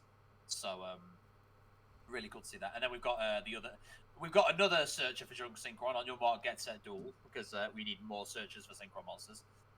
very, very nice. Although the one thing I do like about this card is we're actually able to search non-tuner synchron monsters, which I think is huge. Oh, so you can just grab whatever you need then. Like Synchron Explorer, yeah. So we can add Synchron Explorer and get an additional normal summon. So some interesting cards defo released here. Not what I was expecting when I opened it. Like I know like I knew about the Axel Synchro stuff and the Goatee, but then I saw like Yord and some other stuff. I was like, wow, okay, this is not at all what I was expecting. So a pretty cool set. The other thing that came out, they are actually going to be starting with the next set going forward, because there was the new structure deck also added, which was Blackwings, and it has all the new cards from what was it called? Darkwing Blast. Darkwing Blast. It has all the new Blackwing cards from Darkwing Blast as a part of it, including an OCG promo we still don't have. So that's really surprising, because that was kept on the down low and I didn't know that was coming out. So yeah, Master Duel has a bit of a shake-up now. I mean, it's still going to be TR elements dominating the format, but you know, if there's any of those decks that tickled your fancy, you've got them to look forward to. And Master Duel's had quite a decent update, so cool stuff. I really like what they've been doing with Master Duel lately. Like, I know a lot of people are very frigid on Master Duel because effectively you're playing the format a year behind. I'm okay with that because it feels like an entirely different game. So if you ever get bored of regular Yu-Gi-Oh, you can like go back in time and still play it, you know. So yeah. I'm still quite into Master Duel. I'm not like religious on it or anything, but I do kind of like enjoy Master Duel. I've never really been one for Master Duel. I mean, like the alternate formats are fun. Like, you know, Maxis in the game, it kind of changes things up. Apparently, Maxi is not enough to stop people from playing T-Element, so you know. But no, yeah, because they have like 2 Call by the Grave and 3 Ash Blossom, and it's just like, yeah, I'm actually surprised of how little I've managed to resolve Maxi despite having 3 of it. But I mean, yeah, like this pack actually looks cool, like you said, with the Naturia stuff. Also, they've got Rex, the new fur hire. You can there's honestly a lot they've added to it since I last played, and yeah, I mean, like, I might give it another go, I might not, but it's good to know that it's still going and they're still keeping it up to date. Yeah, they seem really dedicated to keeping it strong, and they've always got something to be added to the game. But there's also currently a login campaign for the Road to Worlds, where you can get a Royal Rare Blackwing Full Armor Master. So if you are interested in that, make sure you do log in to pick that up. And there's 1,000 gems you get as well. So it's doing. I think it's doing well enough for what it is. Like it's brought in together a different kind of like a Yu-Gi-Oh community. Like the people who can't go to locals, for example, I think is why I really like Master, because it gives them something to do. Yeah, it's like their own little thing. It's good. It's done well. Yeah, I definitely think it's about bloody time. Okay, so I think the next topic, Earthbound's got some support today, and normally I wouldn't dedicate like a spot to like the kind of podcast, because you could talk about support in its own video, but these cards are pretty good. These cards, I've read these Earthbound cards earlier, and they're pretty bloody good for what they are. So I don't know if you've seen them already, Declan, or if you want to well, I've got them up in front of me. Okay, so should we start with the first one, which is Earthbound Prisoner? Sorry, my cat is Dio is playing keyboard. So Earthbound Prisoner Groundkeeper. So do you want you can read this one, Declan? You can read this one because I've been chatting for a long one. Okay, so it's a level 1 Dark Fiend tuner with an effect. That's cool. I believe the new Dark World card lets you add that. Like, it might let you rotor it. Okay, it's got 2 effects. If this card is normal or special summon, you can special summon 1 level 5 or lower Earthbound monster from your deck or grave, except itself, or Earthbound Spirit. I assume that's another card. Also, you can add special summon monsters from the extra deck for the rest of this turn, except fusion and synchro monsters. Okay, that's an interesting block. That makes this kind of splashable. The only mechanics that matter, to be honest. Oh, okay. The blue cards are like crying right now. Fuck them. Okay, its second effect. Earthbound monsters you control cannot be destroyed by battle or card effects while there is a card in the field zone, except Earthbound Spirit. Okay, so Earthbound Spirit could still be destroyed. Okay, I mean, like, that's interesting. The E-Tally is nice. Also, it's level 1, so you got 1 for 1 as well. I can see this making, like, combo plays acceptable. Yep. There's a level 5 coming out, a level 5 Dark Fiend effect monster called Earthbound Prisoner Stone Sweeper. You can only special summon with the first effect of this card's name once per turn. You can only use the second effect once per turn. If there is a card in field zone, you can special summon this card from your hand. That's kind of nice.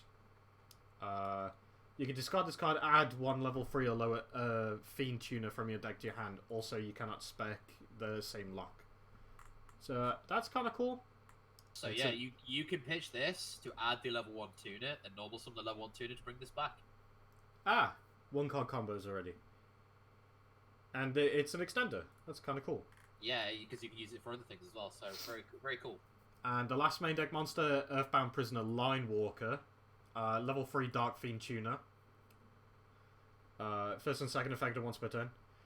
If this card is normal or special summoned, add 1 Earthbound Prison or 1 Harmonic Synchro Fusion from your deck to or grave to hand.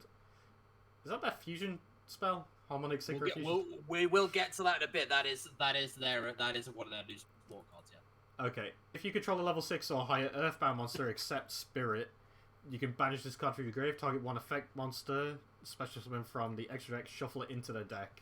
Your opponent can special summon 1 with the same name from their extra deck. Okay, so this is nice. You can hit Baron with this. And then you can summon Baron back. Well, yeah, it has to be your opponent's monster, but there is a particular reason why it has that effect. I read that card, I was like, why does it have that effect? That doesn't make sense. And then the next card we read makes sense if you want to take the fusion. Okay, the first fusion, level 8 Dark Fiend fusion effect monster, Earthbound Servant Yugioh Kraken. He looks fucking epic. He does. He has arrived, right? Like, this man's got like fucking lights and shit shooting off of everything. He's just flopping about. It's like, yes. Oh, he looks like dude. He looks like the fucking thing from Fate Zero. Oh my god, yeah, he does. He does, like, fucking the greatest okay. cool. Okay, its materials are 2 Earthbound monsters except Earthbound Spirit. First and second effects are once per turn. If this card is special summoned, you can add 1 field spell. Hold the phone. Any field spell. Any field spell. Okay, Ancient Fairy. If a monster is special summoned from your opponent's extra deck, you can destroy as many of their monsters special summoned this turn as possible, and burn for 800. Okay, so the effect of the previous monster makes sense. It's designed to work with that. Next card, Earthbound Servant Geogricia Labelos. For us, it's called Earthbound Servant Geogracia. Which I honestly prefer as a name, thank you. I like Gricia Labelos. Level 10 Dark Fiend Fusion. Materials 1 Earthbound Fusion and 1 Earthbound Synchro. Okay, that's kind of funky. 3k attack, by the way. Oh, 3k attack, 18 defense. That's nice. Yeah. So he's big. Okay, and the second effect is hard once per turn. At the start of damage tab, if this card... Okay, it just changes it to 0. If an opponent's face of monster is destroyed by battle or card effect, you can destroy all the cards they control. That's kind of nice. Oh, so that gives you kind of like 2 possible destructions. Yeah. Third effect, if this face-up card leaves the field by your opponent, you can special summon 1 Earthbound monster from your deck or extra deck, except Earthbound Spirit. So, strict requirements, but very much worthwhile to summon this guy. He's pretty cool. I mean, he seems like he can close things out. Yeah, like a board wipe. But this is what, and again, it's another cool kind of boss monster. He doesn't have negations, but he hits really fucking hard. He blows shit up, and then he floats. Like, perfect. And attack modulation as well. Attack and defense modulation. So. Yeah. Oh my god, I love this guy. The synchro is called Earthbound Servant Geo Gremlin. Okay, he's a level 6 synchro. Look at this fucking guy, man. He's got he's got himself stuck in a girder, man. What the fuck? Oh my god, I was looking at the small version. I thought it was an elephant. Bro, he looks like he's trying to fucking fist bump you as well. It's like safe mode. Oh my god, let's get to this guy. Attack 2000, defense 1000, materials 1 dark tuner and 1 non-tuner. That's kind of nice, he's level 6. During the main phase, quick effect, target one face-up monster your opponent controls. Your opponent chooses one of these effects to apply. Destroy that monster or gain life points equal to its attack. Seems kind of like a no-brainer. Wait, do you gain the life? Yeah. So chooses one of these effects for you to apply. So you'll either destroy their monster or you'll gain life points equal to that monster's attack. And the second effect, which is also once per turn, during the battle phase, quick effect, you fusion summon one Earthbound fusion monster from your extra deck by banishing. Well, that's kind of nice. I like it. I like that as a quick effect. Yeah. So during the battle phase only, but if they do end up going into the battle phase and this guy is still on the field, he can do some bits. But you can actually go to your battle phase as well, so it doesn't have to be your opponent. So he can threaten something and then tag out. It's kind of nice. Yeah. Earthbound Servant Yugioh Griffin, a level 8 synchro monster. Same materials as the last. Quick effect, you can special summon one Earthbound monster from your graveyard in defense except itself or spirit. Also, you cannot spec for the rest of the turn from the extra deck except for fusion and synchros.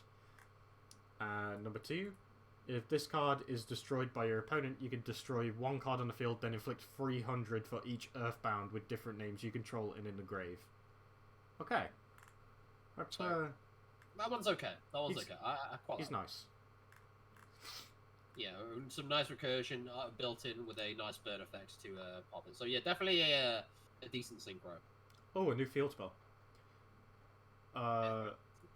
On activation, you can target one effect monster your opponent controls. This card gains this effect. Negate it. You could have just said negate it. Negate it. It's like Light Stage, but for monsters. Yeah. During your main phase, you can normal summon one Earthbound monster in addition to your normal summon, except Earthbound Spirit. That's once per turn. If this card is destroyed by an opponent's card effect, and you have an Earthbound monster on your field and or in your grave, half your opponent's life points. And if you do, Dark Ruler their board. Like, what? Like, may as well just say, yeah, alright, I ain't popping this shit. I get 2 normal summons for the game. You get 2 normal summons for the game. Oh my god. Like, that is the rudest fucking pop, anti-pop effect I've seen. That is funny. Your life points, halved. Your effects, negated. Your trim, whack. Your hotel, Trivago. Oh. They have a normal spell as well, Harmonic Synchro Fusion. This is the one I read, and I was like, hold on. Okay, you can only activate this card's name once. You cannot special summon from the extra deck except for fusion and synchros. Okay, send 2 monsters you control to the graveyard, 1 tuner and 1 non-tuner. Special summon 1 fusion and 1 synchro. Huh? Oh my god. Oh, they just need them as materials. Oh, that's good. That's pretty good. Like, you can send, like... So, I think the way this card's gonna work, I think for the fusion monster, that's gonna be less restrictive. I think for the synchro summon, you still need the levels to match, I think. That would make sense. Because otherwise it would just be any tuner and non-tuner, right? Yeah, because the general idea being that, you know, you get the 2 monsters on board, and then you play this to make the fusion and, like, the synchro monster. That's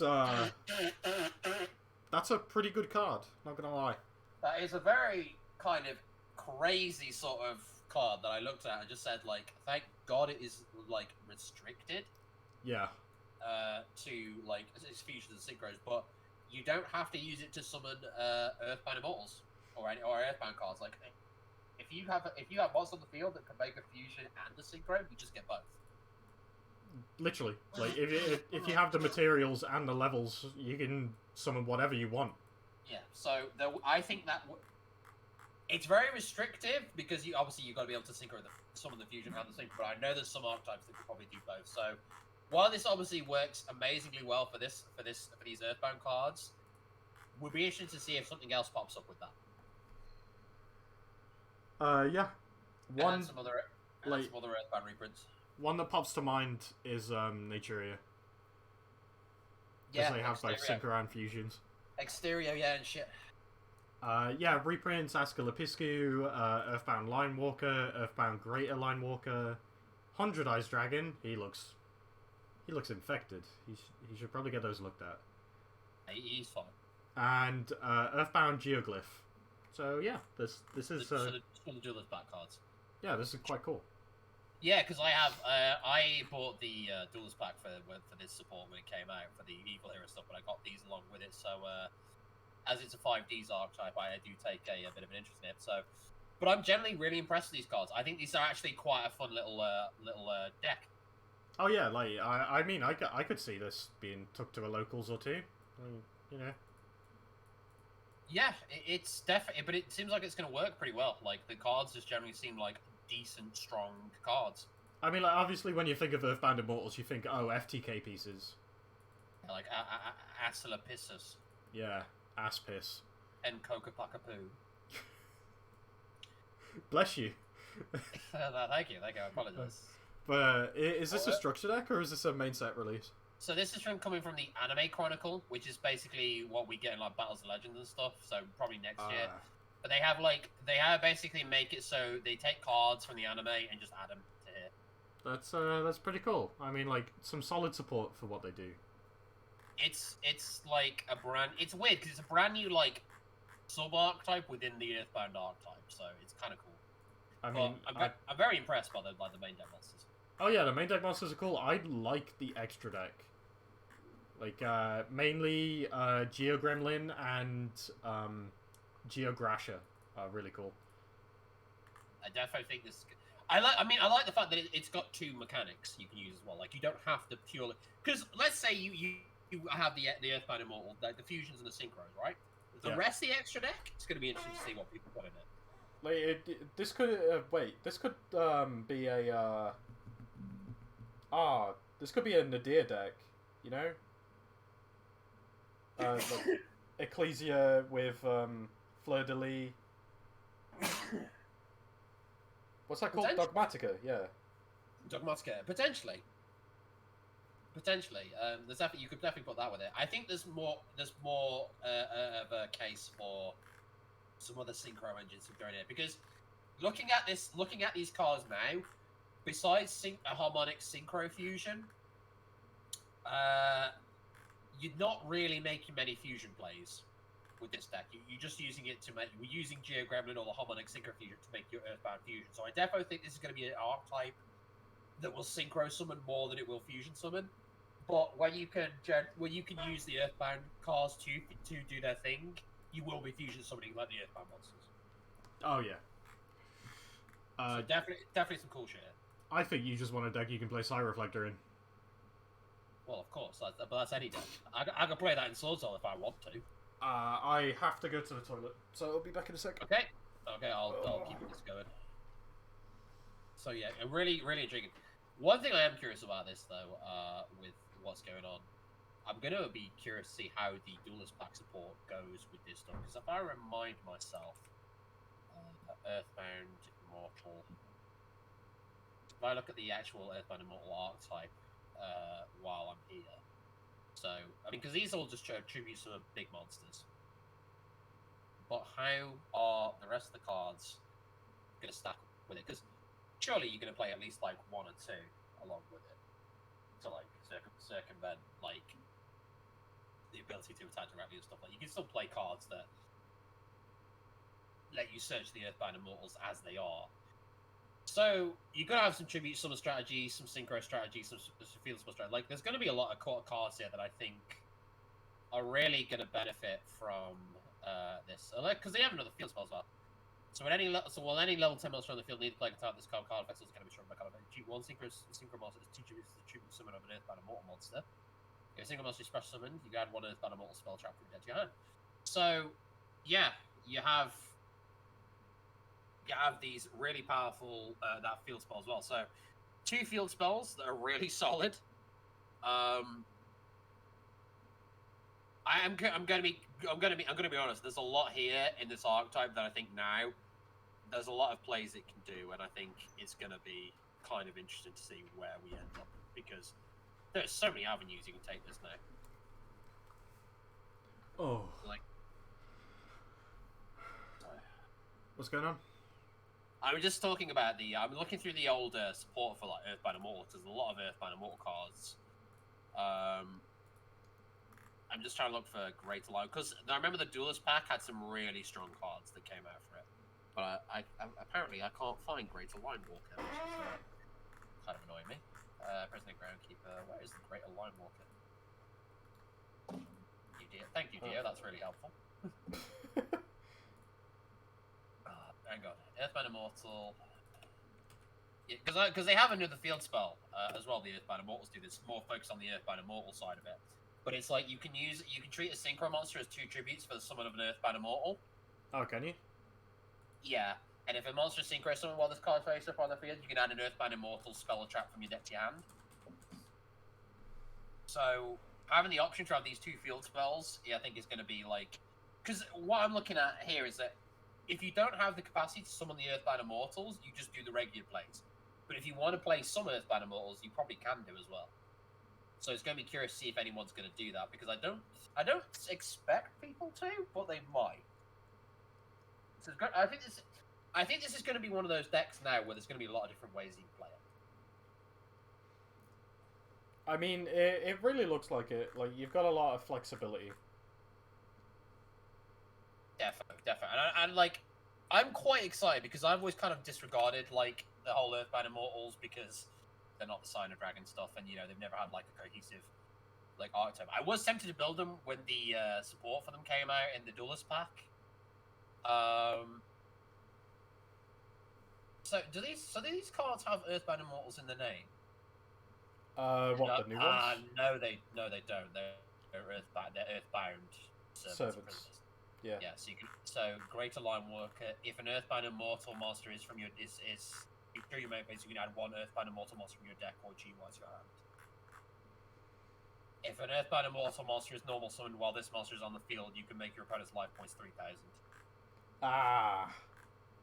So yeah, there's definitely if you control a Synchro monster or you have a Synchro monster in your graveyard, you can special summon this card from your hand. There is definitely some synergy here. I'm sure there's a way you can make it work.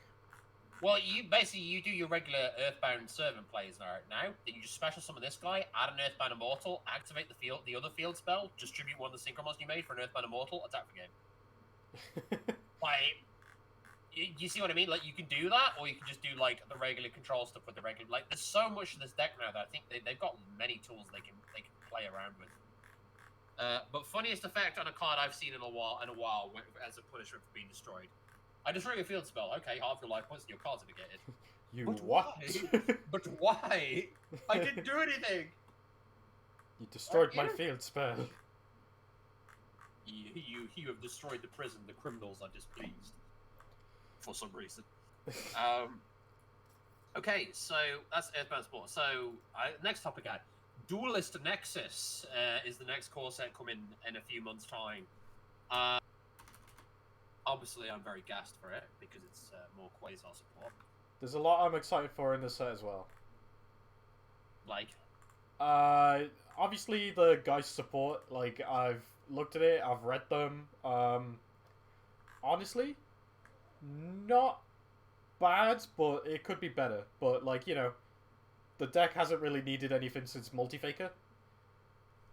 So there's... What were you dissatisfied about the Ultra support? Because I'm guessing you're quite fond of the one that special summons itself. The level 3 that specs itself, I think. Is it the level 3? Yes, that's one you like. What were you not happy about? What support cards have you looked at and just said these are kind of cash? I mean, the fire one, obviously, it's like an opposite Meluseek. But all it does is draw a card. Like, I mean, if when it left the field and stuff, it draws a card, that's fine, yeah, okay, it's cool. You've got an Upstart Goblin in your deck. But my point is, you're not ever gonna do anything, you're not ever gonna, like, reduce your count of Meluseek for that. And, Do you not think you could add it into the deck anyway, alongside Meluseek?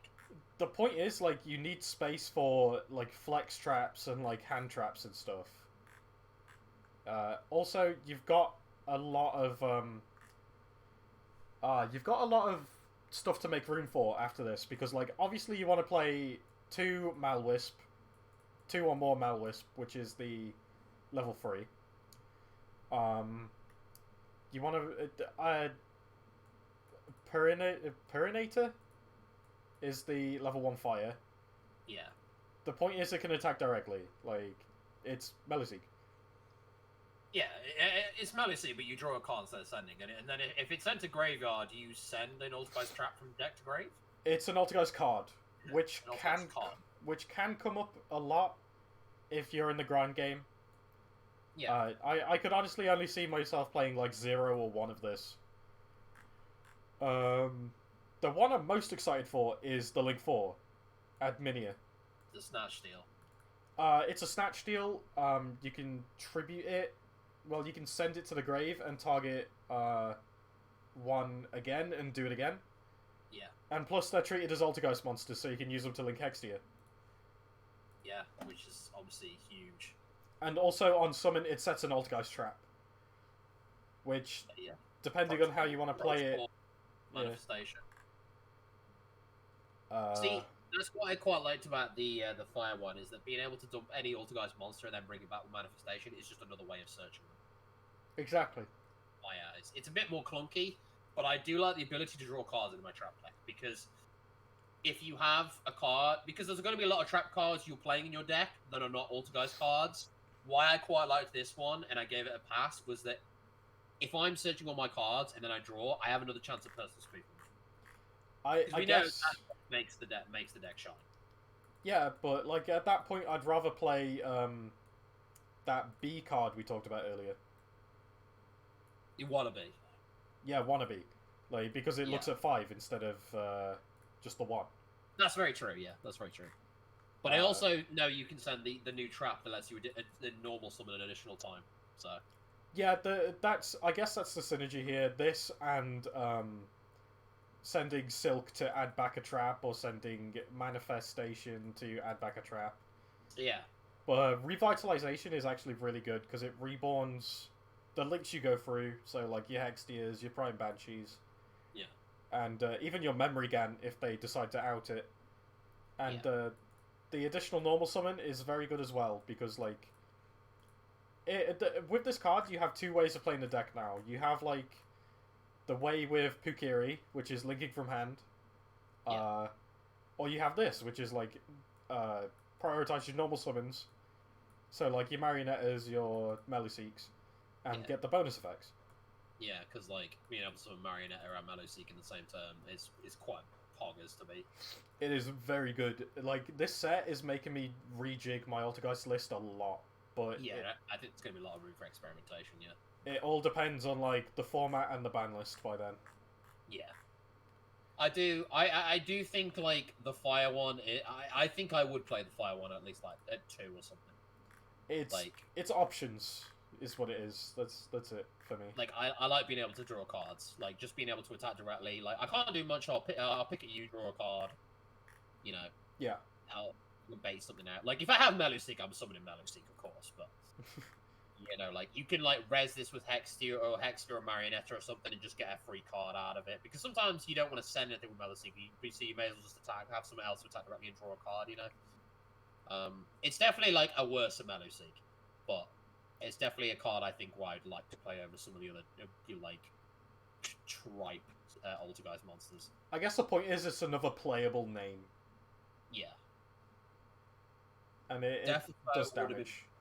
Defo would have been a lot better, of course, if it did search an Altergeist card from their tank, because then having more copies of Meluseek is crazy, but we have Hextia and stuff for that, so this is why I think they gave it the draw effect, and being able to dump an Altergeist card from deck to grave is also really good. That's why I like it. I think being able to dump any Altergeist card is just another way of searching key cards. Yeah, like, you can send your... shit, what's his name? Conquery to grave, reborn it, negate something. Yeah, you can literally send anything, and if you're going to send Silquitus, you can add back protocol that you search, because you didn't open Mario, and you don't want to search Mario, because you want to search Multifaker. You know, you can then, send Silquitus, get your protocol back that you sent off it, and you just bring it back and draw more cards. You keep your hand advantage. So I don't think it's a bad card. I think people look at it and just go like, well, you're a shit Meluseek. Whereas I look at it and go, it is in terms of that, but it's not the design. It's not the use for Meluseek we want it for. It gives us more options in terms of graveyard like circumventing, because it thins your deck as well. Yeah, I guess it really does depend on how you want to play the deck and like your list and stuff. Yeah, like I definitely would play this at like 2, because you can easily normal summon it, link it off with a Link Karibo, and then dump like I don't know, fucking multi-faker. If you got manifestation, you just go that's multi-faker. Yeah. Granted, if they've got a Bestial or something, then you get clapped. But like if you have that, there's plenty of avenues you can get to multi-faker. So. Yeah, there's a lot of ways you could do it with this new stuff, and I like that. Defo 4 cards that I think are pretty good all around. The trap card I think is the one I'm the most sus about, because it's like, well, we've got another copy of Manifestation. Okay. Yeah, weird. But it's kind of better and worse. Yeah. Like purely for the reborn effect, it's locked into link monsters. Like you're not gonna have that turn 1 unless you're playing the turbo build. Yeah. And like the double normal summon is very nice. Yeah, I think outside of it, because we're both pretty gassed for this Ultimate support, just for the record. But I think it's gonna be interesting when we come down to it, is how we're gonna, because I think we're gonna have a few disputes on a couple of cards. It's gonna be interesting to see what happens with that. But yeah, that's after I've done testing the Quasar stuff, because we all know that's what I'm going for first. Multiple Quasars, let's go. Although I do feel Hot Red Dragon, I think Calamity might get banned. Which might be necessary, because fuck that card, to be honest. That card is very not fun. Is that the turn skip one? The big boy? Yeah. You can't activate cards or effects this turn, and you can't respond or activate cards in response to this effect. Because the Crimson Dragon treats it as a synchro summon, so he comes out 12 to like 4k, and then he's like, oh, I've been synchro summoned, so...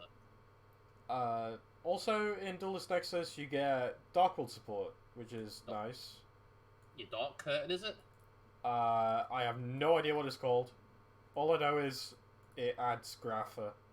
Yeah, it's like add a Darkwood and discard. It's like, Jesus. It is very good, so you can have essentially 6 copies of Snow in your deck. Yeah, ridiculously good. That was in the anime, but that was in GX. Was it? Yeah, it was. Spoiler warnings for like a 20-year-old show. But Jaden fights when they're trying to look for Johan, Judai, or I'm flipping in between English and Japanese names now. I do apologize.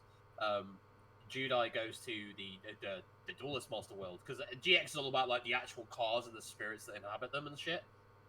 So he goes to their world to find him, because Bell is basically putting him through hell and stuff. Jaden's origin story is kind of crazy, season 3 onwards, but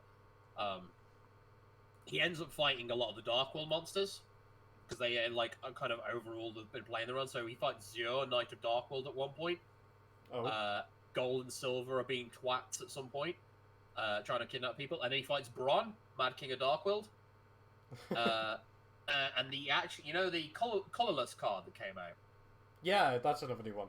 Yeah, that would have been the end result of what he was trying to make if his plan had got through in GX, because Bronn basically plays this card that takes the negative emotions of people, puts them into this card to create the ultimate fusion spell, which is super polymerization at that point. That's like, because super poly has a big plot bearing on the anime at that point, and it's what turns Jane Neal and stuff.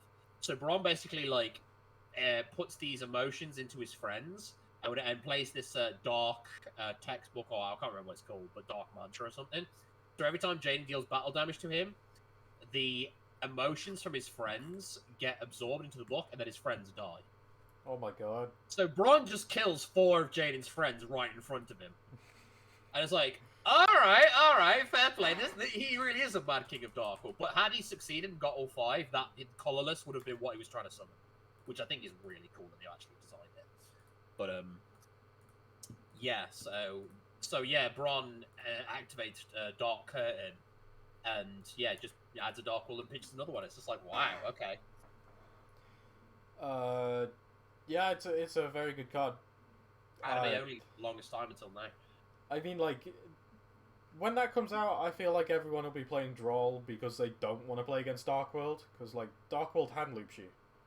Yeah, Dark World, and the way it plays, like, unfortunately, people will play it in a way that ends up hand looping you, and because Silver is a card, so that's unfortunately like the way it goes, because it either makes a crazy board with its shenanigans, or is a decent beatdown. Like, and unfortunately, like, people are going to do the hand looping because it wins them the game. Yeah, I played the hand loop build for quite a while. I mean, and it was very nice. I only really lost to Bestials, but yeah, I mean, it can do bits. But do you agree? Would you be willing to say, because I've seen some people complain about this because of it? Do you think they should ban Silver for that very reason? Silver isn't the thing that facilitates the hand loop. But it is the card that discards 2 cards. It's the card that says that, yeah, but if you were going to ban anything, it should be Ceruli, by that logic. I don't know, because that enables the rest of the deck to still function with a really cool. Because, like, you ban Silver, you're not missing much except the hand rip, right? It's another body as well. I feel like it's... Because I do get the logic why people would say Silver to be banned, because you don't... Because you can play Gold, right? And Gold still special summons himself. Yeah. Yeah, so you can just easily replace it. So I think people are saying Silver, because if you ban Silver, the hand looping effect part of Dark World is gone, but the deck can still do what it needs to do. Like, uninterrupted. Because losing Silver isn't much. You just missed it. Like, yeah, I mean, like, some Mad Lads were actually playing Lucent. Which is the level 6, but if it's discarded by an opponent's card effect, you spec a Fiend monster from from deck to either field. So this is the FTK enabler with Chronomaly. Right, okay. So, no. I think it's just an interesting topic that people brought up, because I saw like one of those custom ban lists where people are like, oh, I want all these cards banned, and Silver popped up, and I was like, all right, I'll bite. Why do you want Silver gone? And obviously I remembered, it's because of the hand looping, and that got me thinking. It's just like, so if they did actually want to hit Dark World, what would they hit? Not that they need to, obviously. We just because that's like a degenerate combo that can be quite consistent is the Dark World stuff once it gets going. Yeah. So I was just thinking, like, if they wanted to slap Dark World in the tushy a bit, Silver I think would be a decent way to do it, because then the deck can still do what it needs to do. You get to keep all your cool toys, just not that one, because that one is a bit that one doesn't really work in today's game with the new support, because now the hand looping becomes a lot more consistent, and obviously that's, we banned Gumblar for less. I mean, like, if you're trying to stop it dead, then yeah, banning Silver would be best. But, like, you could also hit Snow to 1, because, like, Pearly are playing this now. You could also hit the new Rainbow. Like, I don't think that's what I'm thinking. Like, we could say we hit this, that, and the other. Like, I don't think Dark Worlds need to get hit. I think it's just somebody was bringing up Silver purely because the other thing to note is they didn't want to ban any other Dark World card, just that one. Yeah, and that's what I'm thinking. Is like that could be an interesting hit purely for like the legitimacy of the archetype in a weird way of saying it, because now you have it where you can still do what you need to do and you can still build a crazy board. You just can't hand loop me at the same time. And because for the record, I don't think Dark World need any hits. If you hand loop me, I was probably losing anyway at that. The hand looping just ascertains I can't play, right? Yeah. Like, it's just Grapha and all them, you still have like multiple avenues to stop me playing the game anyway, so what's a hand loop gonna do? You know? Like, it doesn't matter. Okay, I don't get to keep Dark Ruler, which might come in handy occasionally, but you might have a counter trap or something that just says you can't play anyway, so. They do actually have a counter trap from the structure deck. Yeah, so if they were that bothered about it, they'd play it, or they could play Solemn Judgment, to protect it. So it doesn't really matter to me about the hand ripping at this point. But it's just interesting to bring up while I've got you on the mic about that, because I saw that on a custom ban list. I was like, that's an interesting take, and I'm not sure I really 100% agree with it.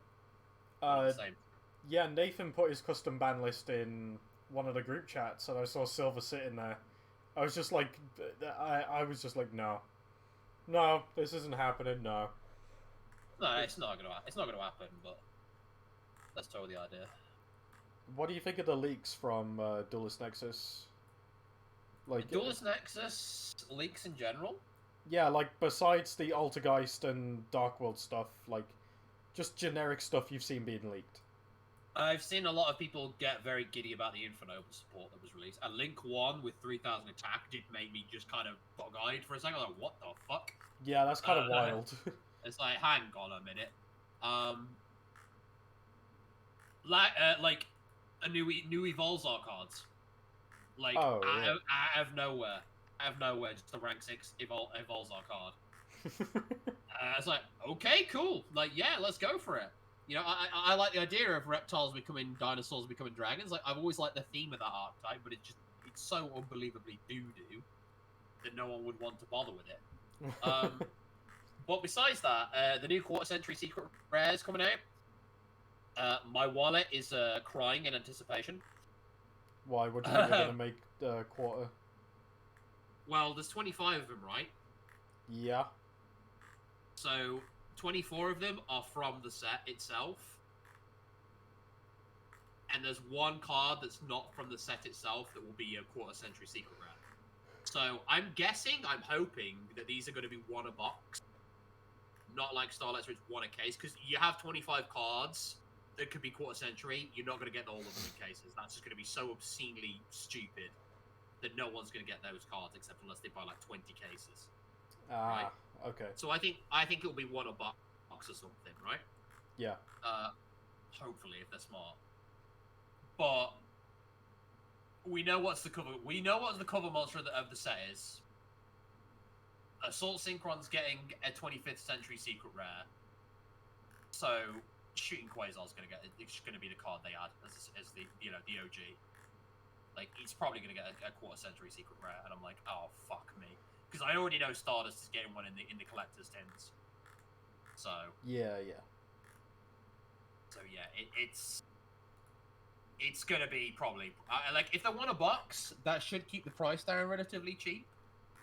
But I have to say, I do really like those 25th century secret rares. I do really like them. Which one's the 25th again? Does it look like a Starlight?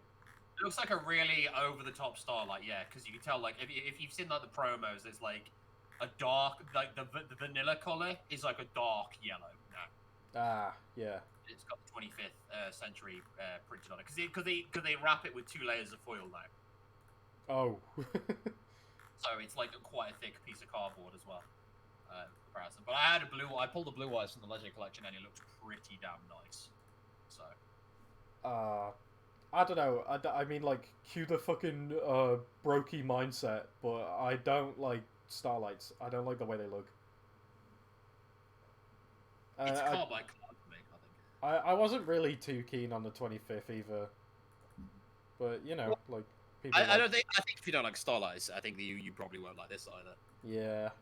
But we know for a fact, between us, we know there's some people at locals or whatever, they're going to say they don't like Starlights, but they like this, and we're just like, yeah, we know why. Yeah. It's like, like, there are some people like that, but thankfully they don't go to locals anymore. I think if the main culprit of that, I'm not going to mention any names, but you know exactly who I'm talking about. But, like, I like some Starlights, other Starlights are crap.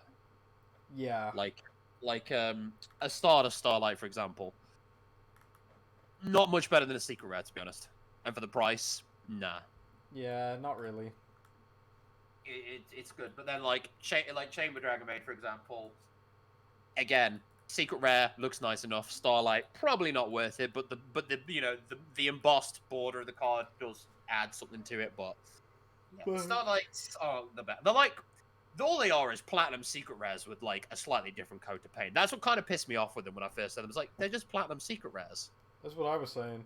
That's all they are. But like, no, they're completely different. I was like, dude, this is literally just the same thing. And fucking people who like, you know, just buy them to flex. They're just like, oh no, it's not. It's different. Yeah, it's just like, all right, Chief, we're gonna disagree to agree to disagree on that one. But yeah, yeah, people do and think what they want. So yeah, I liked the 25th anniversary of those because it has that 25th anniversary logo embossed into it, so there's like an extra mile taken to it. Yeah.